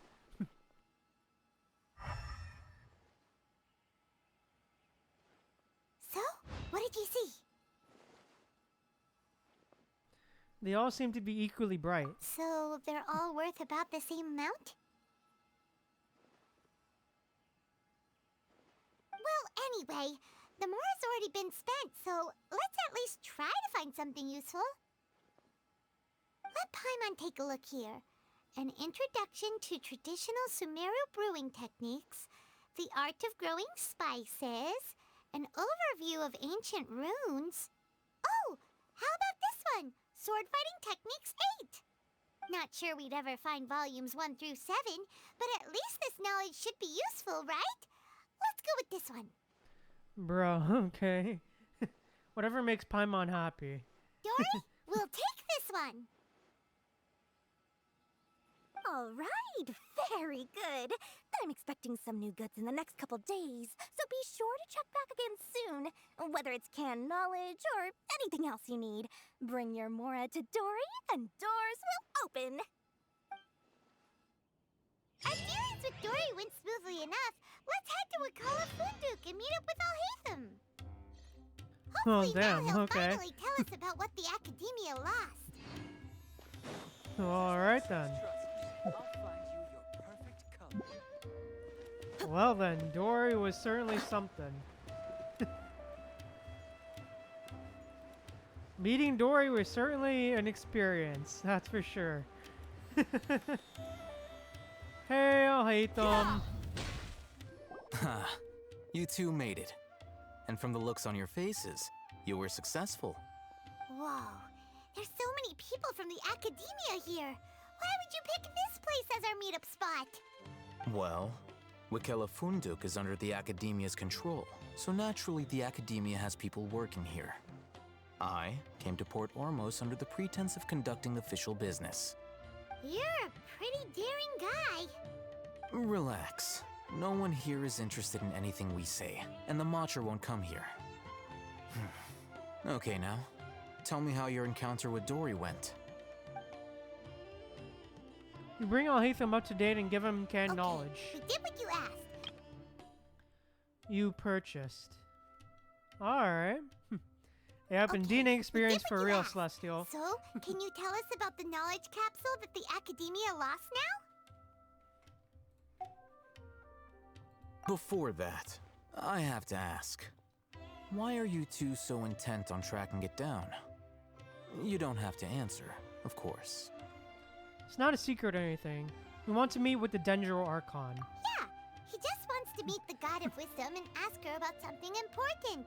We've been in Sumeru for a while now, but we still haven't found a way. When we heard that the Academia had lost something that might be related to the gods, we came here in case it turned out to be our lucky break. In that case, you're on the right track. A short while ago, the Academia lost a knowledge capsule in the desert. It's supposedly a divine knowledge capsule. Use it, and you'll gain the wisdom of the gods. Wow, there's really such a thing as that? Hey, if we find it, do you think we could learn how to meet the Dendro Archon? Ooh, or how to find your sister?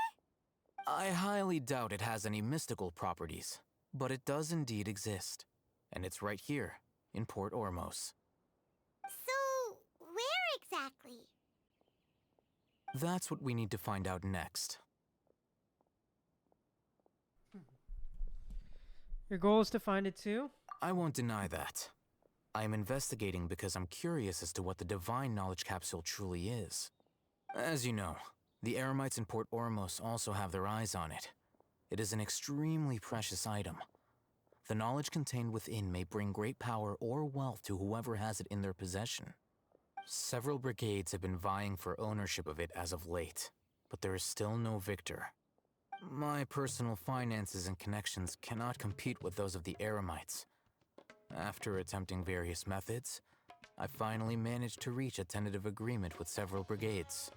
I agreed to forego ownership of the divine knowledge capsule in exchange for the opportunity to study it. After all, there's no harm in understanding what it is.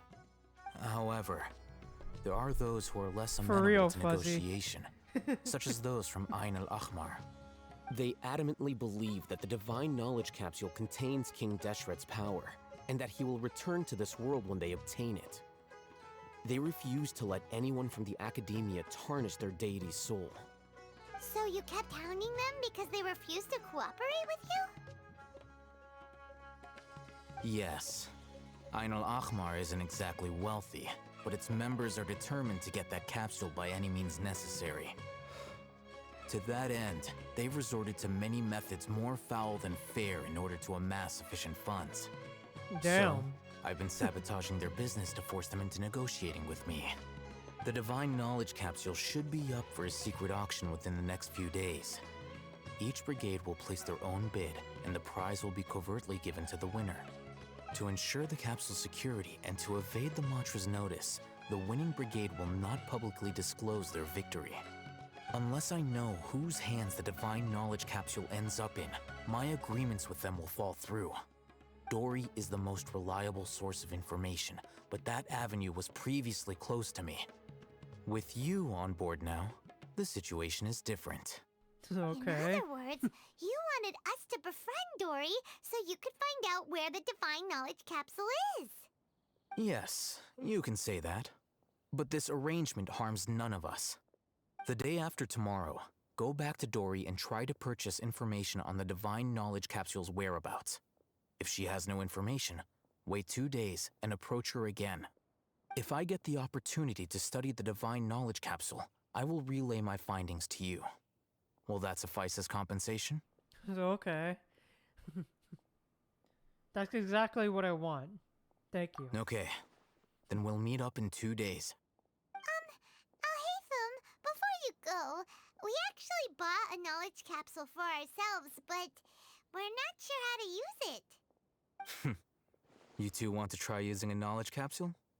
Sure, I can teach you. Okay. Doing so right under the Academia's nose is a bit problematic, though. What do you say we head to the outskirts of town? Alright, let's go.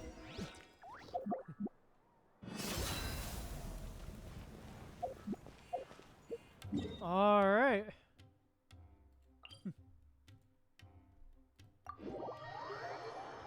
Time to get out.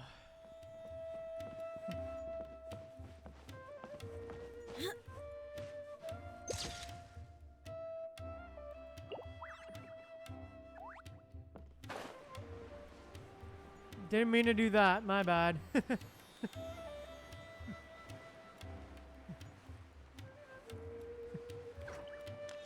Alright. For real, Celestial. Yeah, no. Sure, Celestial.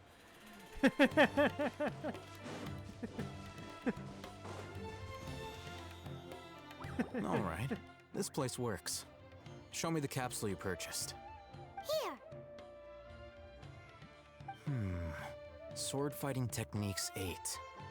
Huh. A combat class knowledge capsule.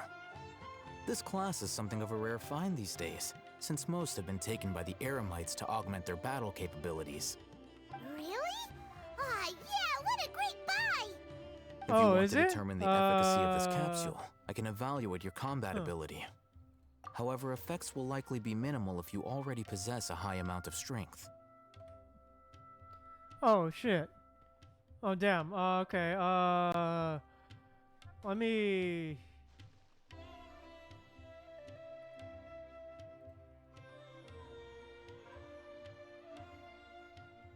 Alright, let me try fix it.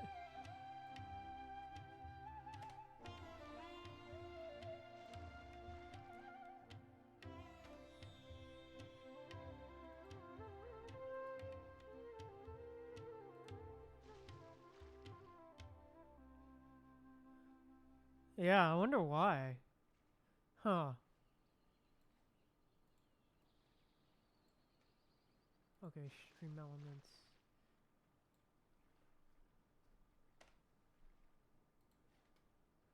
Alright, let me just delete, remove, and then re-add chat.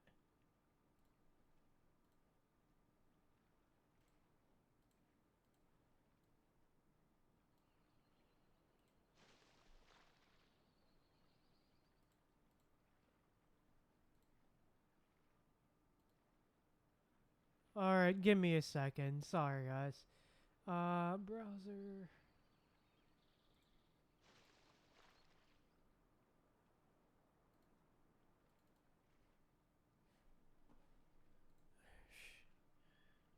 Oh, yeah. Nice. Thank you, Fuzzy.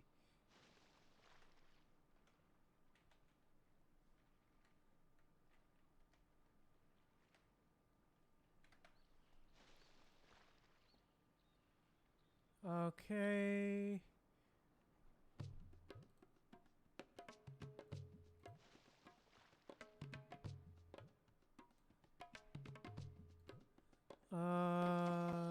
Streaming tools, elements, overlays.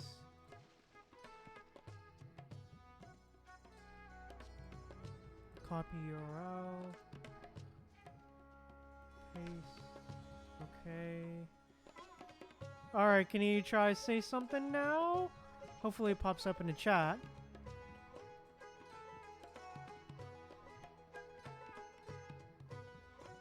Hopefully that fixed it. We can conduct a controlled experiment where you fight 2 battles. One before using this knowledge capsule, and one after. While you fight, we can use an Akasha terminal to monitor your various physical parameters. Okay. Okay, so chat works now. Okay. Chat. Let me just move.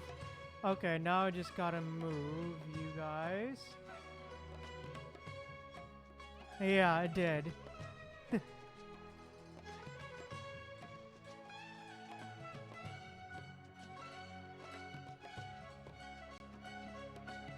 Yeah, I'm just gonna move chat here. Alright, there we go.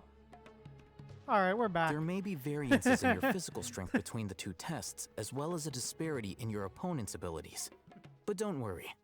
I'll run statistical analyses afterward to mitigate any confounding effects. Wow! You must have been one of those guys at the academia who got top grades on everything.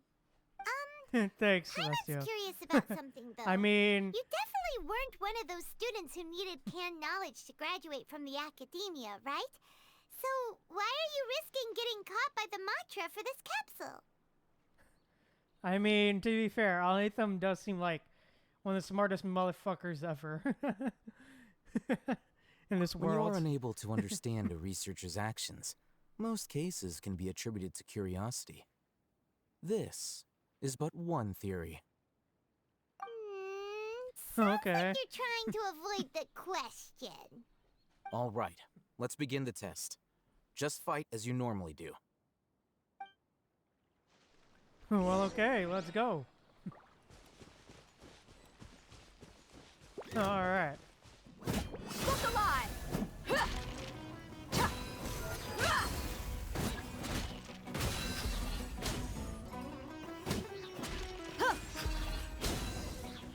Boom, let's go. Aw, thanks for the email. All right. I'll link your Akasha terminal to record data. The next step is to use this knowledge capsule. Hold it in your hand. I'll help you establish a connection with it so you can activate its power.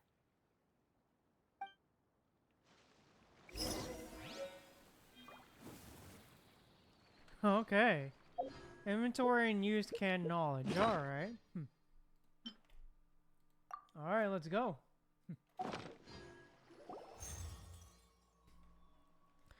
As if I saw countless sword-wielding figures fighting one moment, and in the next, they disappeared into the recesses of my memory. Oh, damn, okay. Hey, how are you feeling? I felt something for a moment. Whatever was inside the knowledge capsule became a part of my memory. You mean that it worked? All right. Time for round 2. Fight with the same composure as before. Alright, let's go. Let's get it on! Hi!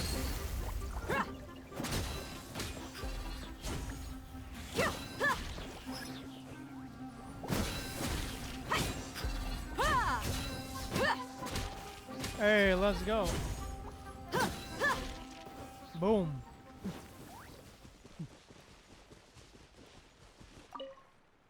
Now, I'll start recording data again. Alhaitham, how's it going? Well, the knowledge capsule you purchased did improve his combat capability. During the second fight, his overall fighting performance increased by 0.073%. Wait, how much? 0.073%. Damn. Dory, such a jerk! She totally scammed us! 1 million mora? This thing isn't worth a tenth of that amount! Of course, this could be because he is so powerful that the capsule's contents were unable to produce a substantial increase. At the very least, this test allowed me to gain more insight into you two. Our deal seems increasingly worth my investment. I'm heading back to Ikela Funduk. I await your response in 2 days' time. This is Mora for when you ask Dory for information. Pay her as much as she requests. Okay. Yeah, for real.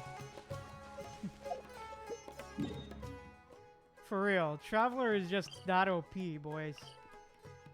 For real, Traveler is just that OP.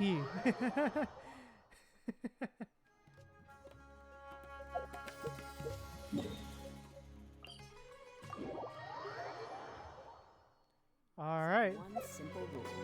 Whoever pays the most is your new client. Time to turn the clock.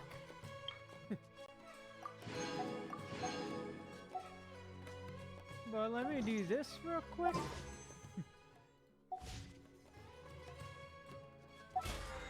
Oh wait, let me check something as well.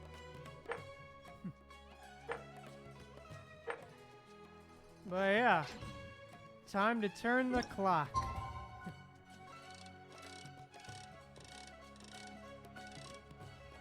Boom.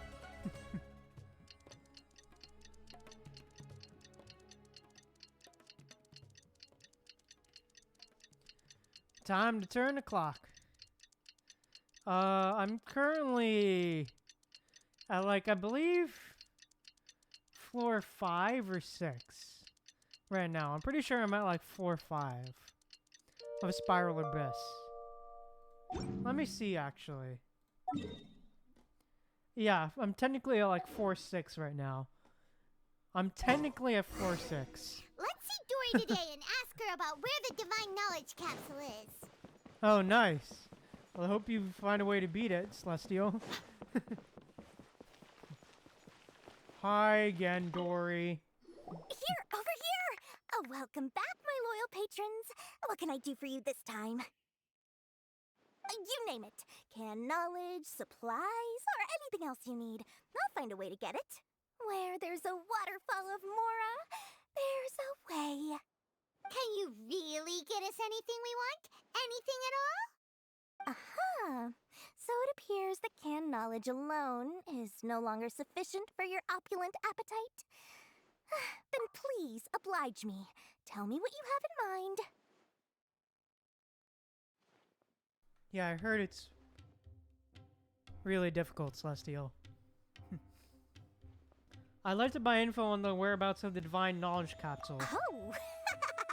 I knew customers with pockets as deep as yours would undoubtedly crave something more profound than ordinary canned knowledge. But you know, that kind of information isn't going to be cheap.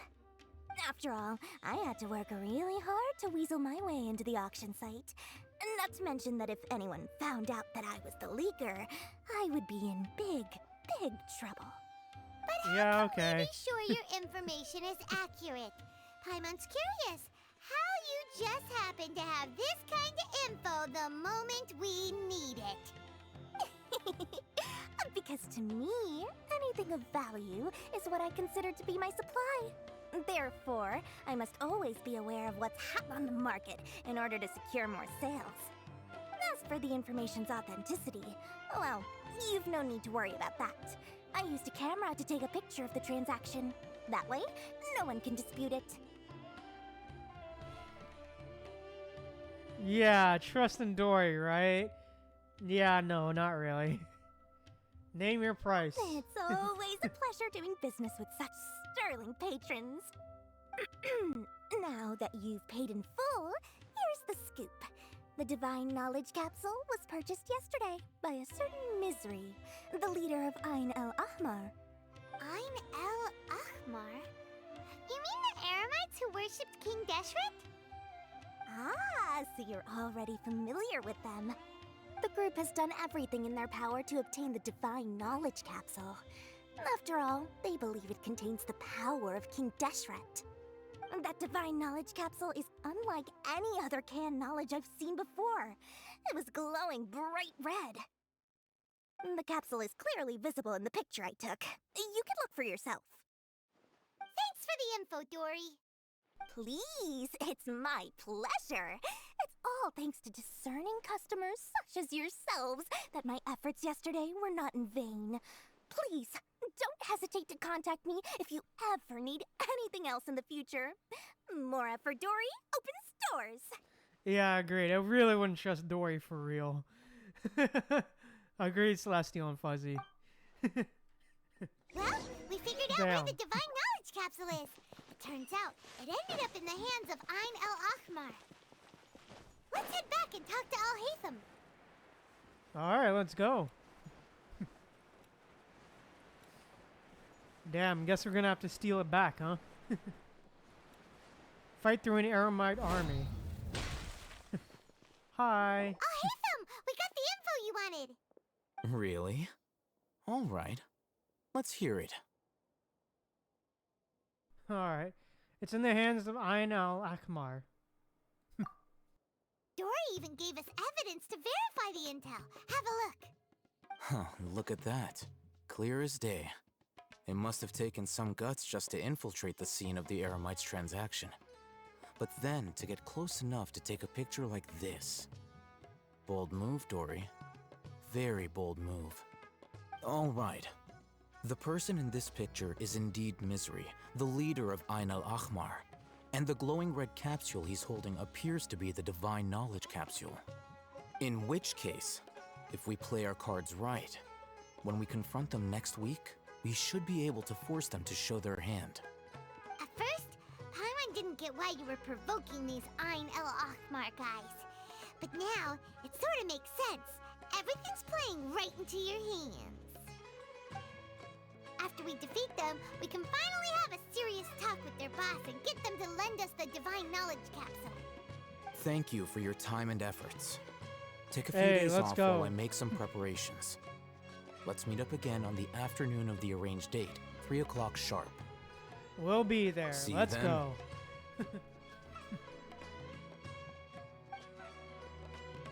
A few days later, on the day of the meeting with Ain al-Ahmar. Al-Haytham sure is taking his time. Where could he be? Oh, there he is. Hi. Sorry to keep you waiting. Let's head to the pier in front of Pharos Lighthouse. Yep, let's go. Okay then. You're dead meat! God damn it. Didn't mean to do that. Fuck. God damn it. Well, that was a waste of an alt.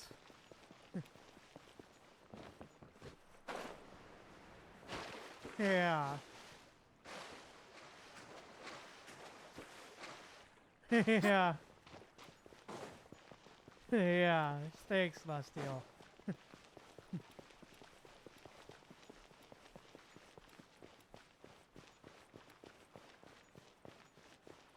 Yeah, I'm glad that's relatable for you, Fuzzy.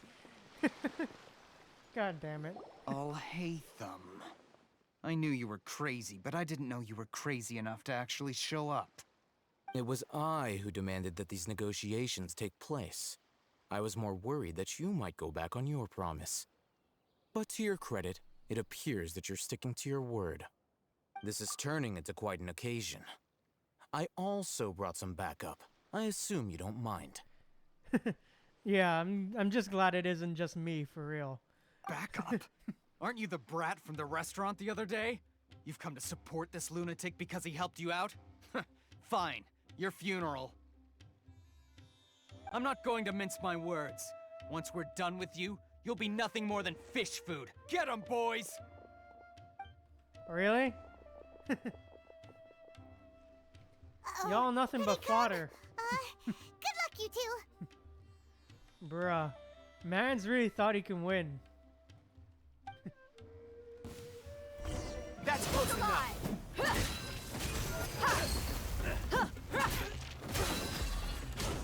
Where do you think you're going?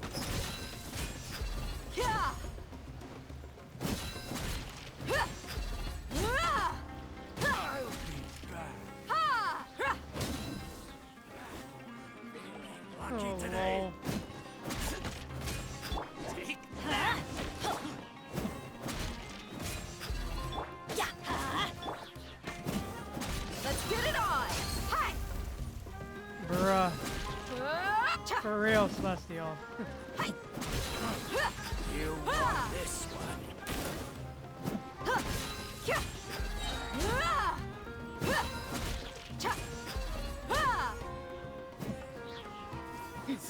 Gloves off. Yeah, but anyways, get wrecked. Ooh, cutscene, let's go! Academia scum!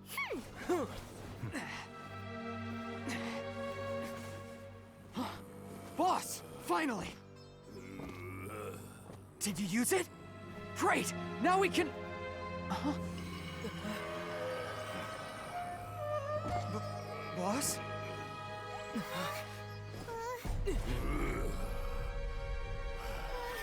Oh crap, okay. Oh damn.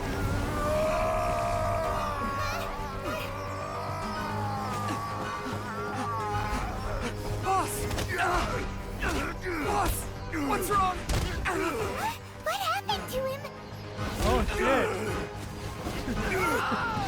Oh shit, We have to cut his okay. Akasha connection, now. Oh, hey, some flex, okay.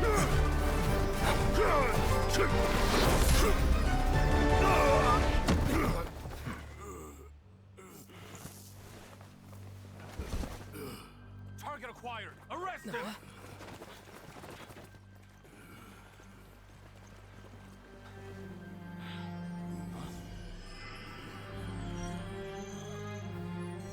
Do not impede our work. Is that understood, Al-Haytham? Of course. I was only trying to help. Take him away! Oh, he took something from him, huh? Okay.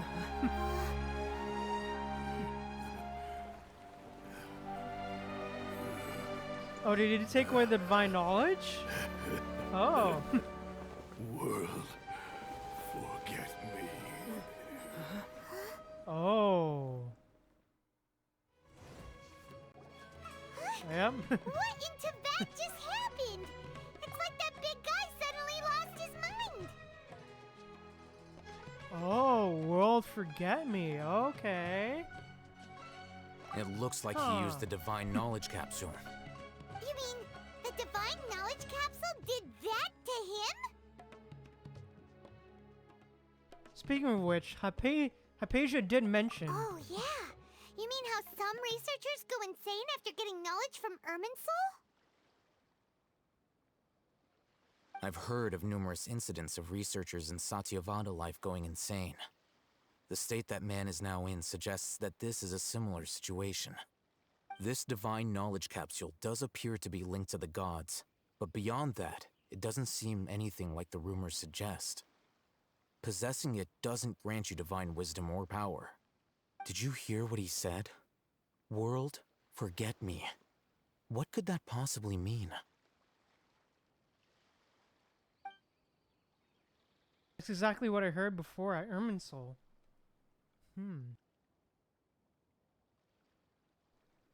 Huh. If the mantra took him away, then that means the Academia got the divine knowledge capsule back too. What a shame. We were so close. Still, Paimon didn't expect the divine knowledge capsule would be so dangerous. Imagine if we tried to open it. Oh, who knows what would have happened to us? As things stand, there is no reason for me to remain in Port Ormos. I believe our collaboration has also reached its end. Oh, we were so busy trying to find the divine knowledge capsule that Paimon forgot to ask you something. Since you're a member of the Academia, do you have any idea how we could go about meeting Lesser Lord Kusanali? Truthfully, I don't. Lesser Lord Kusanali appears to exist outside of Sumeru's entire administration. Most of the time, you wouldn't know she exists at all. Moreover, since the Academia possesses the Akasha, a symbol of our deity's wisdom, scholars have no reason to desire to make contact with the deity herself anyway. Everything about Lesser Lord Kusanali is such a mystery. I'm heading back to the Academia. How about you two? It's almost the day we should head back too. We've been rushed off our feet over the past few days, so maybe a little rest and relaxation will do us good. Hey, you have a point. Then we'll part ways here, Alhaitham. Until we meet again.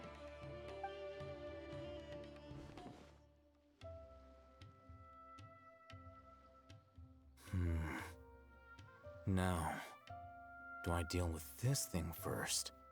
Or should I produce the report that the higher-ups require?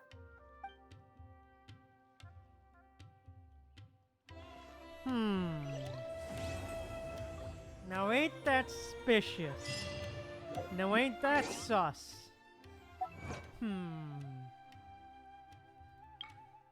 Well, it was good to meet a lot of people. But yeah, now ain't that sus? But yeah, overall, it was good to actually meet people. To meet everybody, honestly. Oh, it's very, very long, huh?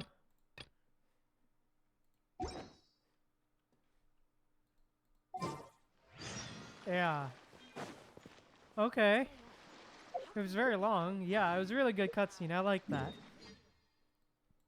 But now, I wonder what Alhaitham is planning to do with it. Oh, this is part you told me before? Sumeru's festival, right? Okay. Let's hurry and find Dunyarzad. Paimon thinks she must be around the Grand Bazaar, since she showed us around there last time. Alright. But yeah, overall, pretty good start. I like it. Yeah, I definitely agree. Glad you agree with that, Celestial. Definitely wonder what he will do with that, aside from study the divine knowledge. Curious on whether he'll be an enemy or a friend later on. Yeah, agreed. I agree, Celestial. But yeah, why don't we start this? But yeah, I think why not start this a little bit? This part of the story. So yeah, let's go. Here she is! Dunyarzad! We're back! Just as promised, Traveler and Paimon. I'm so glad that you two came back to celebrate Lesser Lord Kusanali's birthday. Yeah, I agree, Celestial. It is pretty deep. Looks like we made it back in time. Indeed. The festival's tomorrow. We've been preparing for so long that I can't help but feel a little nervous. There's no need to be nervous. Paimon's sure that Lesser Lord Kusanali will feel everyone's gratitude. Thanks, Paimon. I hope that everyone who comes to the festival will also have a good time. Speaking of which, did you manage to make your way to Port Ormos? Discover anything over there? Of course we went. A lot of things happened there. Unfortunately, we didn't find any new information on Lesser Lord Kusanali. Instead, we were only left with more questions. I see. Sounds like you two had another exciting adventure. If there is another chance, I would love to join. My lady, if you went to Port Ormos in your current state, we'd both be in for a lifetime of trouble. Hey, Dia again! Let's go! Eavesdropping! Let's go! Dia's back! Let's go! Let's freaking go! It's called covert protection. Keeping an ear out for what's going on around my employer is part of the job. It's all right, Dia. I merely said I would like to go. I know better than to think my body could handle it. The festival's tomorrow. I've been doing nothing but causing trouble for you. So Dia, please take some time to relax. I'll be fine. Even when you put it that way, it still doesn't feel right.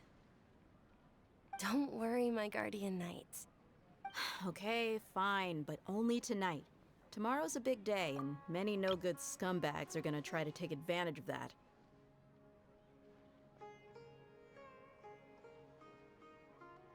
Hey, let's go. Let's go.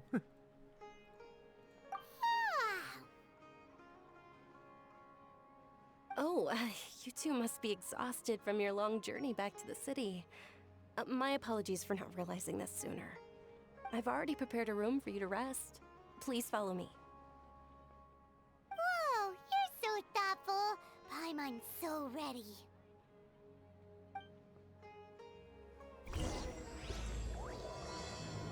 The morn 1,000 roses brings. Okay. Well, alright then.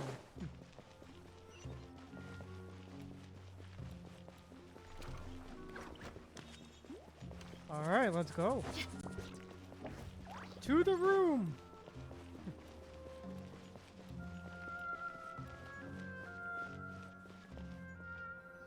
Here we are. Here we are.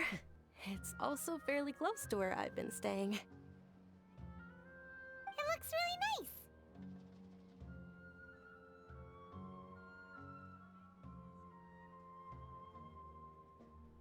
Sorry for the trouble, Yazad. Not at all. Just tell me more about your adventures when you next get the chance. That's Paimon's specialty. Paimon can tell you stories next time. About our plans for tomorrow. Oh, if you don't mind, how about we all walk around together tomorrow? All of my friends will be working the festival, and Dia's still insisting on her covert protection. Yeah, it'll be pretty hard to relax and enjoy the festival if Dia's constantly hovering over you, right?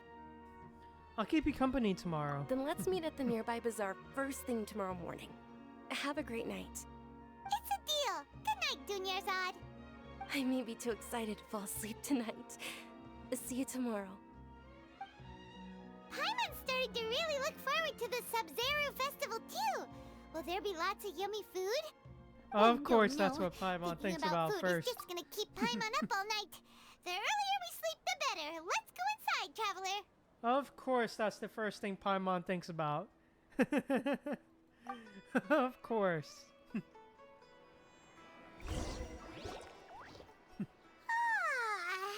Did we oversleep?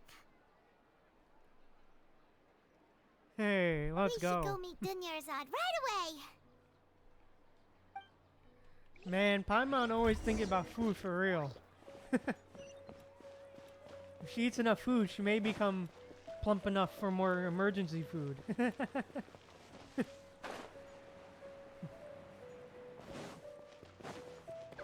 For real, for real. Hi! Traveler, Paimon, I've been waiting for you two. Good morning, Dunyarzad. We must have overslept a little bit. Not at all. I arrived early. Today is finally here. I must cherish every moment as if it were gold. You've worked so hard for this day. You gotta enjoy it to the fullest. You know it. Oh, it's just that, as expected, I had some trouble falling asleep last night. I'm hoping my body won't be too much of an issue today. Well, shall we?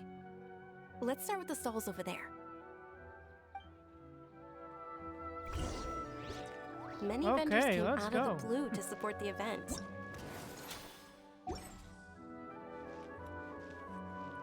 They paid for everything out of pocket? Oh, sounds like they're not in this just for the Mora. They all said that contributing to a lively festival atmosphere is more important than money. Especially since we don't often get to celebrate Lesser Lord Kusanali's birthday. Ooh, they're selling food over that way. This is Of course, a stall of offering course, foods Paimon from the thinks about food. Haftmewa feast. Of course, Paimon goes straight for the food. You could tell straight away. I thought most people nowadays wouldn't know. Mushrooms, flowers, and all kind of fruit? It's all vegetarian stuff. Oh, Paimon's a little disappointed. So, what's the Haftmewa feast you mentioned just now? It's another Sub-Zero's festival tradition. People used to set their tables with 7 different foods.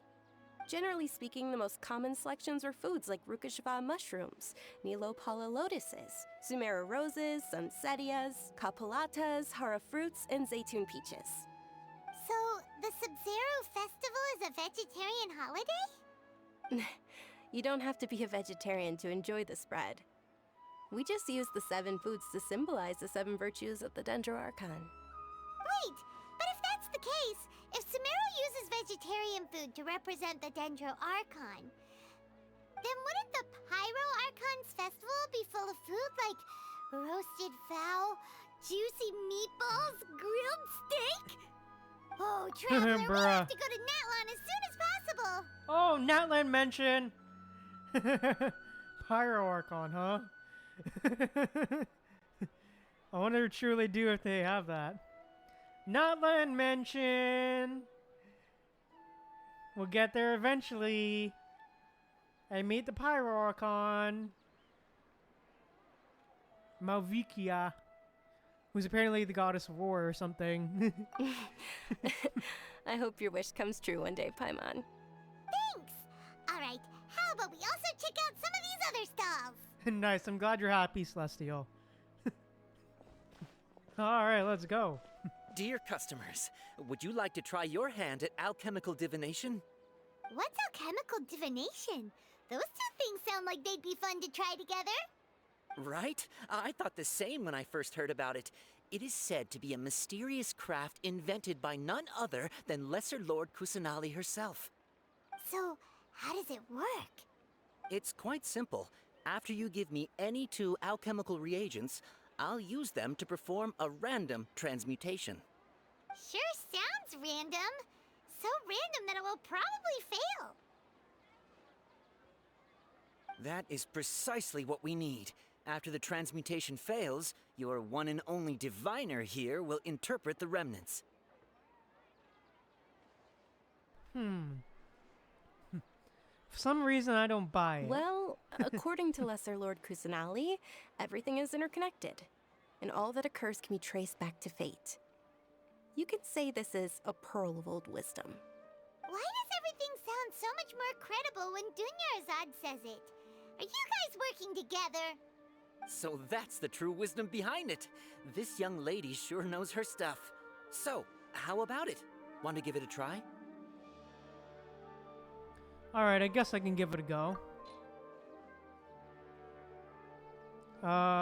Okay. Star Shroom, okay, and...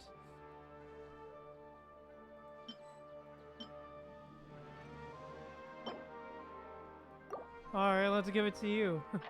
Or actually...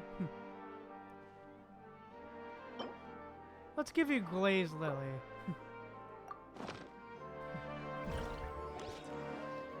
Okay, one moment. It's the moon. Okay. Paimon wants to take a look too! Is it? It looks more like a pie that Paimon bit into. Bruh. Generally speaking, the moon signifies... It means... Wait a moment. Is he really looking it up in a book? Bruh, this guy. Oh, I remember now. It means illusions and lies. Bruh, for real. Paimon really do be thinking with her stomach, for real. Honestly, for real, Celestial. Maz's looking it up. Illusions and lies? That sounds rather ominous. Yes, but this book says that if you trust your intuition and overcome your fears, the sun will surely rise. He's not even trying to hide his book anymore. Naturally, fate will only ever show you the beginning of a journey. It is up to you to forge your own ending. Oh, thank you so much. I'll keep that in mind. Oh, it's nothing. I'm just learning as I go. Guess that was still pretty interesting. Okay, on to the next stall. They say the Sub-Zerus festival was very lively a long, long time ago. Large flower carriages used to parade through the city. As they headed towards Port Ormos, people would throw flowers, candy, and liquor all along the way. Yeah, agreed. At least they admitted it. I wish I could have seen that spectacle. But if you ask me, I'm sure Nilou's Dance of Sub-Zerus will be just as impressive.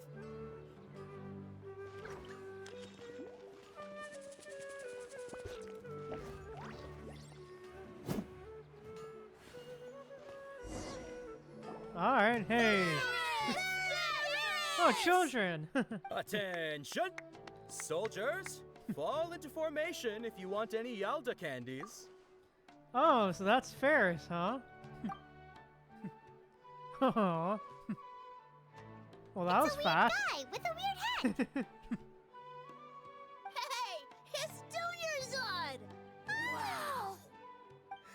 Wow!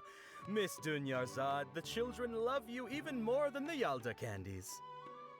In the few short days it took to prepare for the Sabzeruz festival, the children have all grown very fond of you.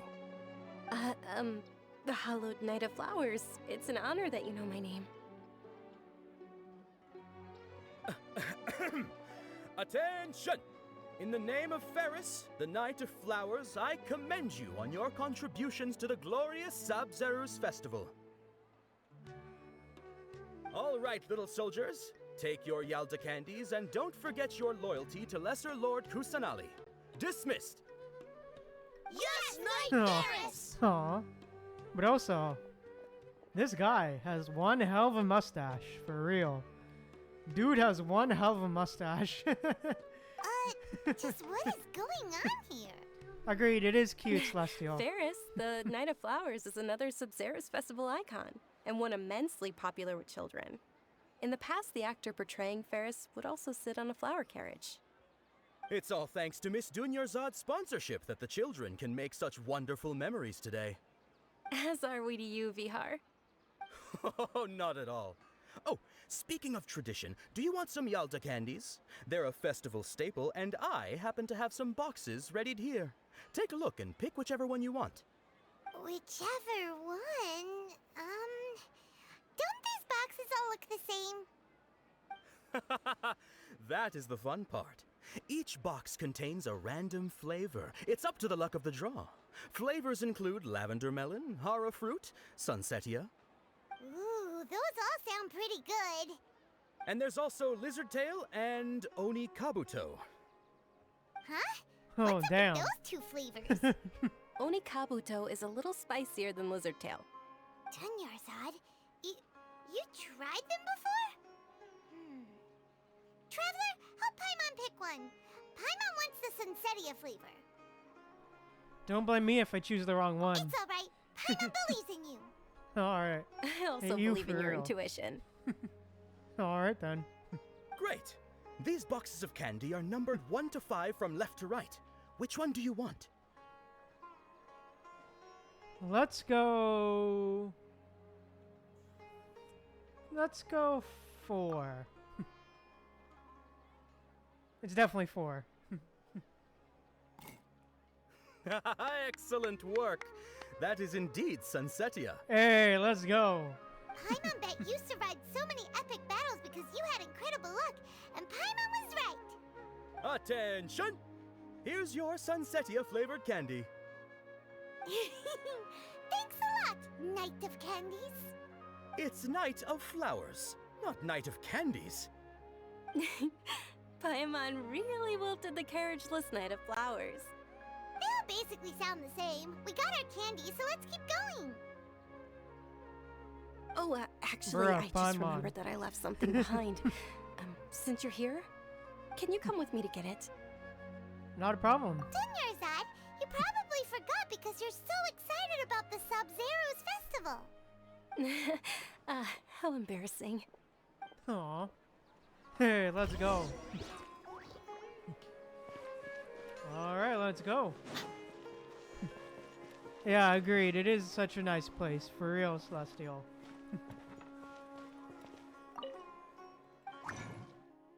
Craft. Huh?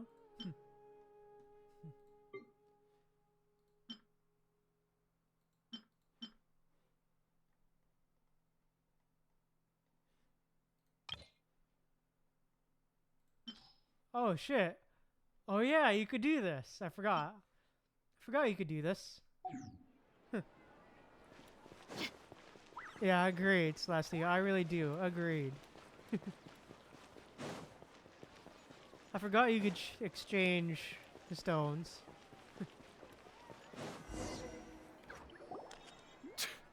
We're too late. Who knew the little lady was such an early riser? Yeah, definitely, which is great. Because honestly speaking, I've been seriously running low on the pyro ascension stones. But yeah, these guys, huh? I know, right? Hey, wait a minute. Boss, isn't that her? Oh, that most certainly is. We're in luck. She's walking right into our clutches. Those Eremites don't look like they're up to any good. Who are you? I don't believe the Homayanis hired you. That's right. We haven't received any of their Mora, but I wonder how much the Homayanis would shell out to get you back. They're a gang of kidnappers! Traveler, hurry and protect Dunyarzad! Alright, let's go. Professional here, ready to go. Did you scumbags even consider that the Homayanis might have hired a merc that outclasses you? Hey, let's go! You're Dia! Dia the Flame Mane! No wonder we mercs haven't heard anything about you for so long. You sold your unruly mane to the highest bidder. Hey, let's go! Screen cap, please. Please, I'd like to screenshot, please. Hey, let's go! Hey, up.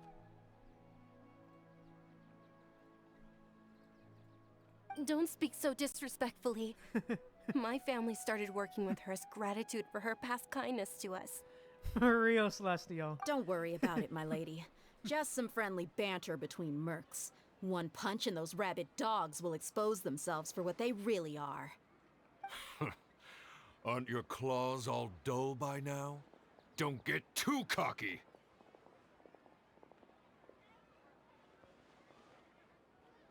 Traveler, take Miss Dunyarzad to a safe location. No, we're gonna stay and help. There's too many of them. We can't guarantee anyone's safety here. You're right. Alright. Fine. Please be careful, Dia. Don't waste your time worrying about me. This is my job. Look out for yourself. After I've wiped the floor with them, I'll go find you all. Oh, okay.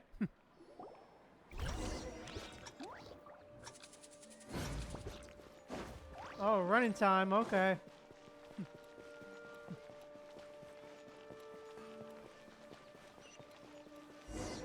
Time to run, okay.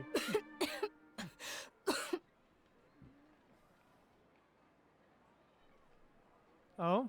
Dunyarzad. Yeah, that was easy for real, Celestial. You look a little pale. Are you in shock? I'm fine. My body always reacts like this whenever I exert myself too much. You sure you're okay? I'll be fine after some rest. I'm more worried about Dia. After all, none of this would have happened if I hadn't insisted on coming out today. Don't worry, she's tough. Yeah, don't worry.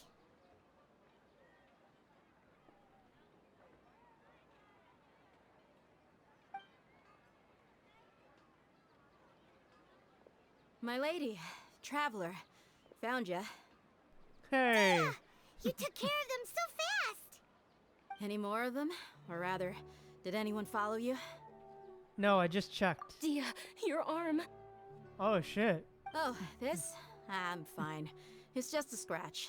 Normally, they wouldn't have been able to land a hit on me at all, but I'm still getting used to this new greatsword.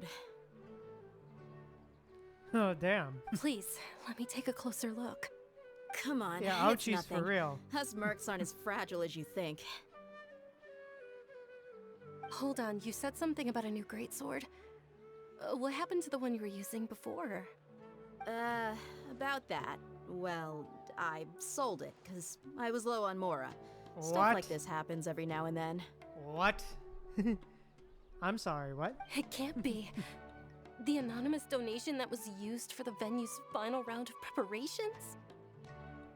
Bruh. Oh, wow. Damn. Hey, Miss Dunyarzad, I wasn't trying to make you cry, and I'm not gonna lose my commission because I made my employer cry, Am I? Okay, making your employer cry won't affect your commission, but selling your weapon without permission and getting hurt? I'll have to reevaluate your performance. Yeah, it is nice for real, Celestial. That is real nice. You're so unreasonable, my lady.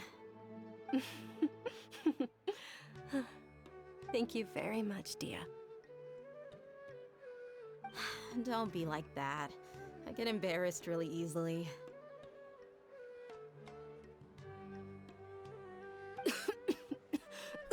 Oh shit.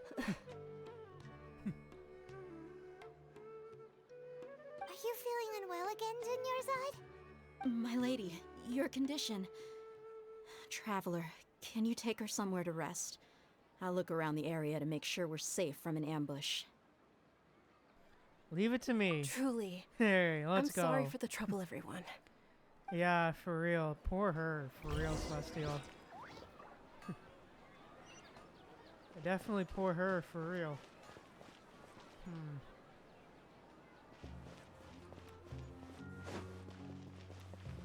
What's this shop? Cafe, huh? Yeah, agreed. She does seem like a sweet person for real, Celestial. Definitely seems like a sweet person. Oh, we can get recipes, huh? Okay. But yeah, overall, man, just great stuff today. Lots of stuff was done. But yeah, man, overall, man, just great. This is awesome. I'm liking the story so far. For the most part. I'm liking the story so far. But yeah, I think with that said, with all that said and done, I think it's time we stop here for now, I guess. This would probably be a good stopping point for now, for the stream today. But yeah, overall, I really enjoyed it. The music was really good, especially Port Ormos. Ormos? Yep. Agreed, this is a good stopping point. Lots of great music, especially Port Ormos. And the music currently playing right now is also really good. I really like it. But yeah, got to meet lots of new characters today. Okay. Good to know, Celestial. But yeah, I think with that said, my people are used to the desert and life, all that said and done, still, I think I we'll hope be that wrapping one it up day here they'll for be able today. to find an oasis of their So own yeah. and leave the sandstorms Thank you guys. behind for a better life. So yeah, I'll see you guys. Yeah, agreed. I really do like the vibe of Sumeru overall too. But yeah, next stream will be on Wednesday at the same time. We start at the same time on Wednesday. Hope to see you guys there for some more Genshin so we can continue Sumeru. But yeah, overall, man, I really enjoyed it. And yeah, thank you guys so much for tuning in. If you enjoyed, please drop a like on the stream. And also, if you want to see more, please subscribe and drop a follow. And also, leave me a comment down in the comments below to let me know what you think of the stream. What you see is Thank what you you guys get. again so much for And tuning whether you in. take on the Remember to stay challenge humble, is be kind entirely to up to people. you. I see you guys later. Bye. Bye bye. See you guys next stream. Bye guys.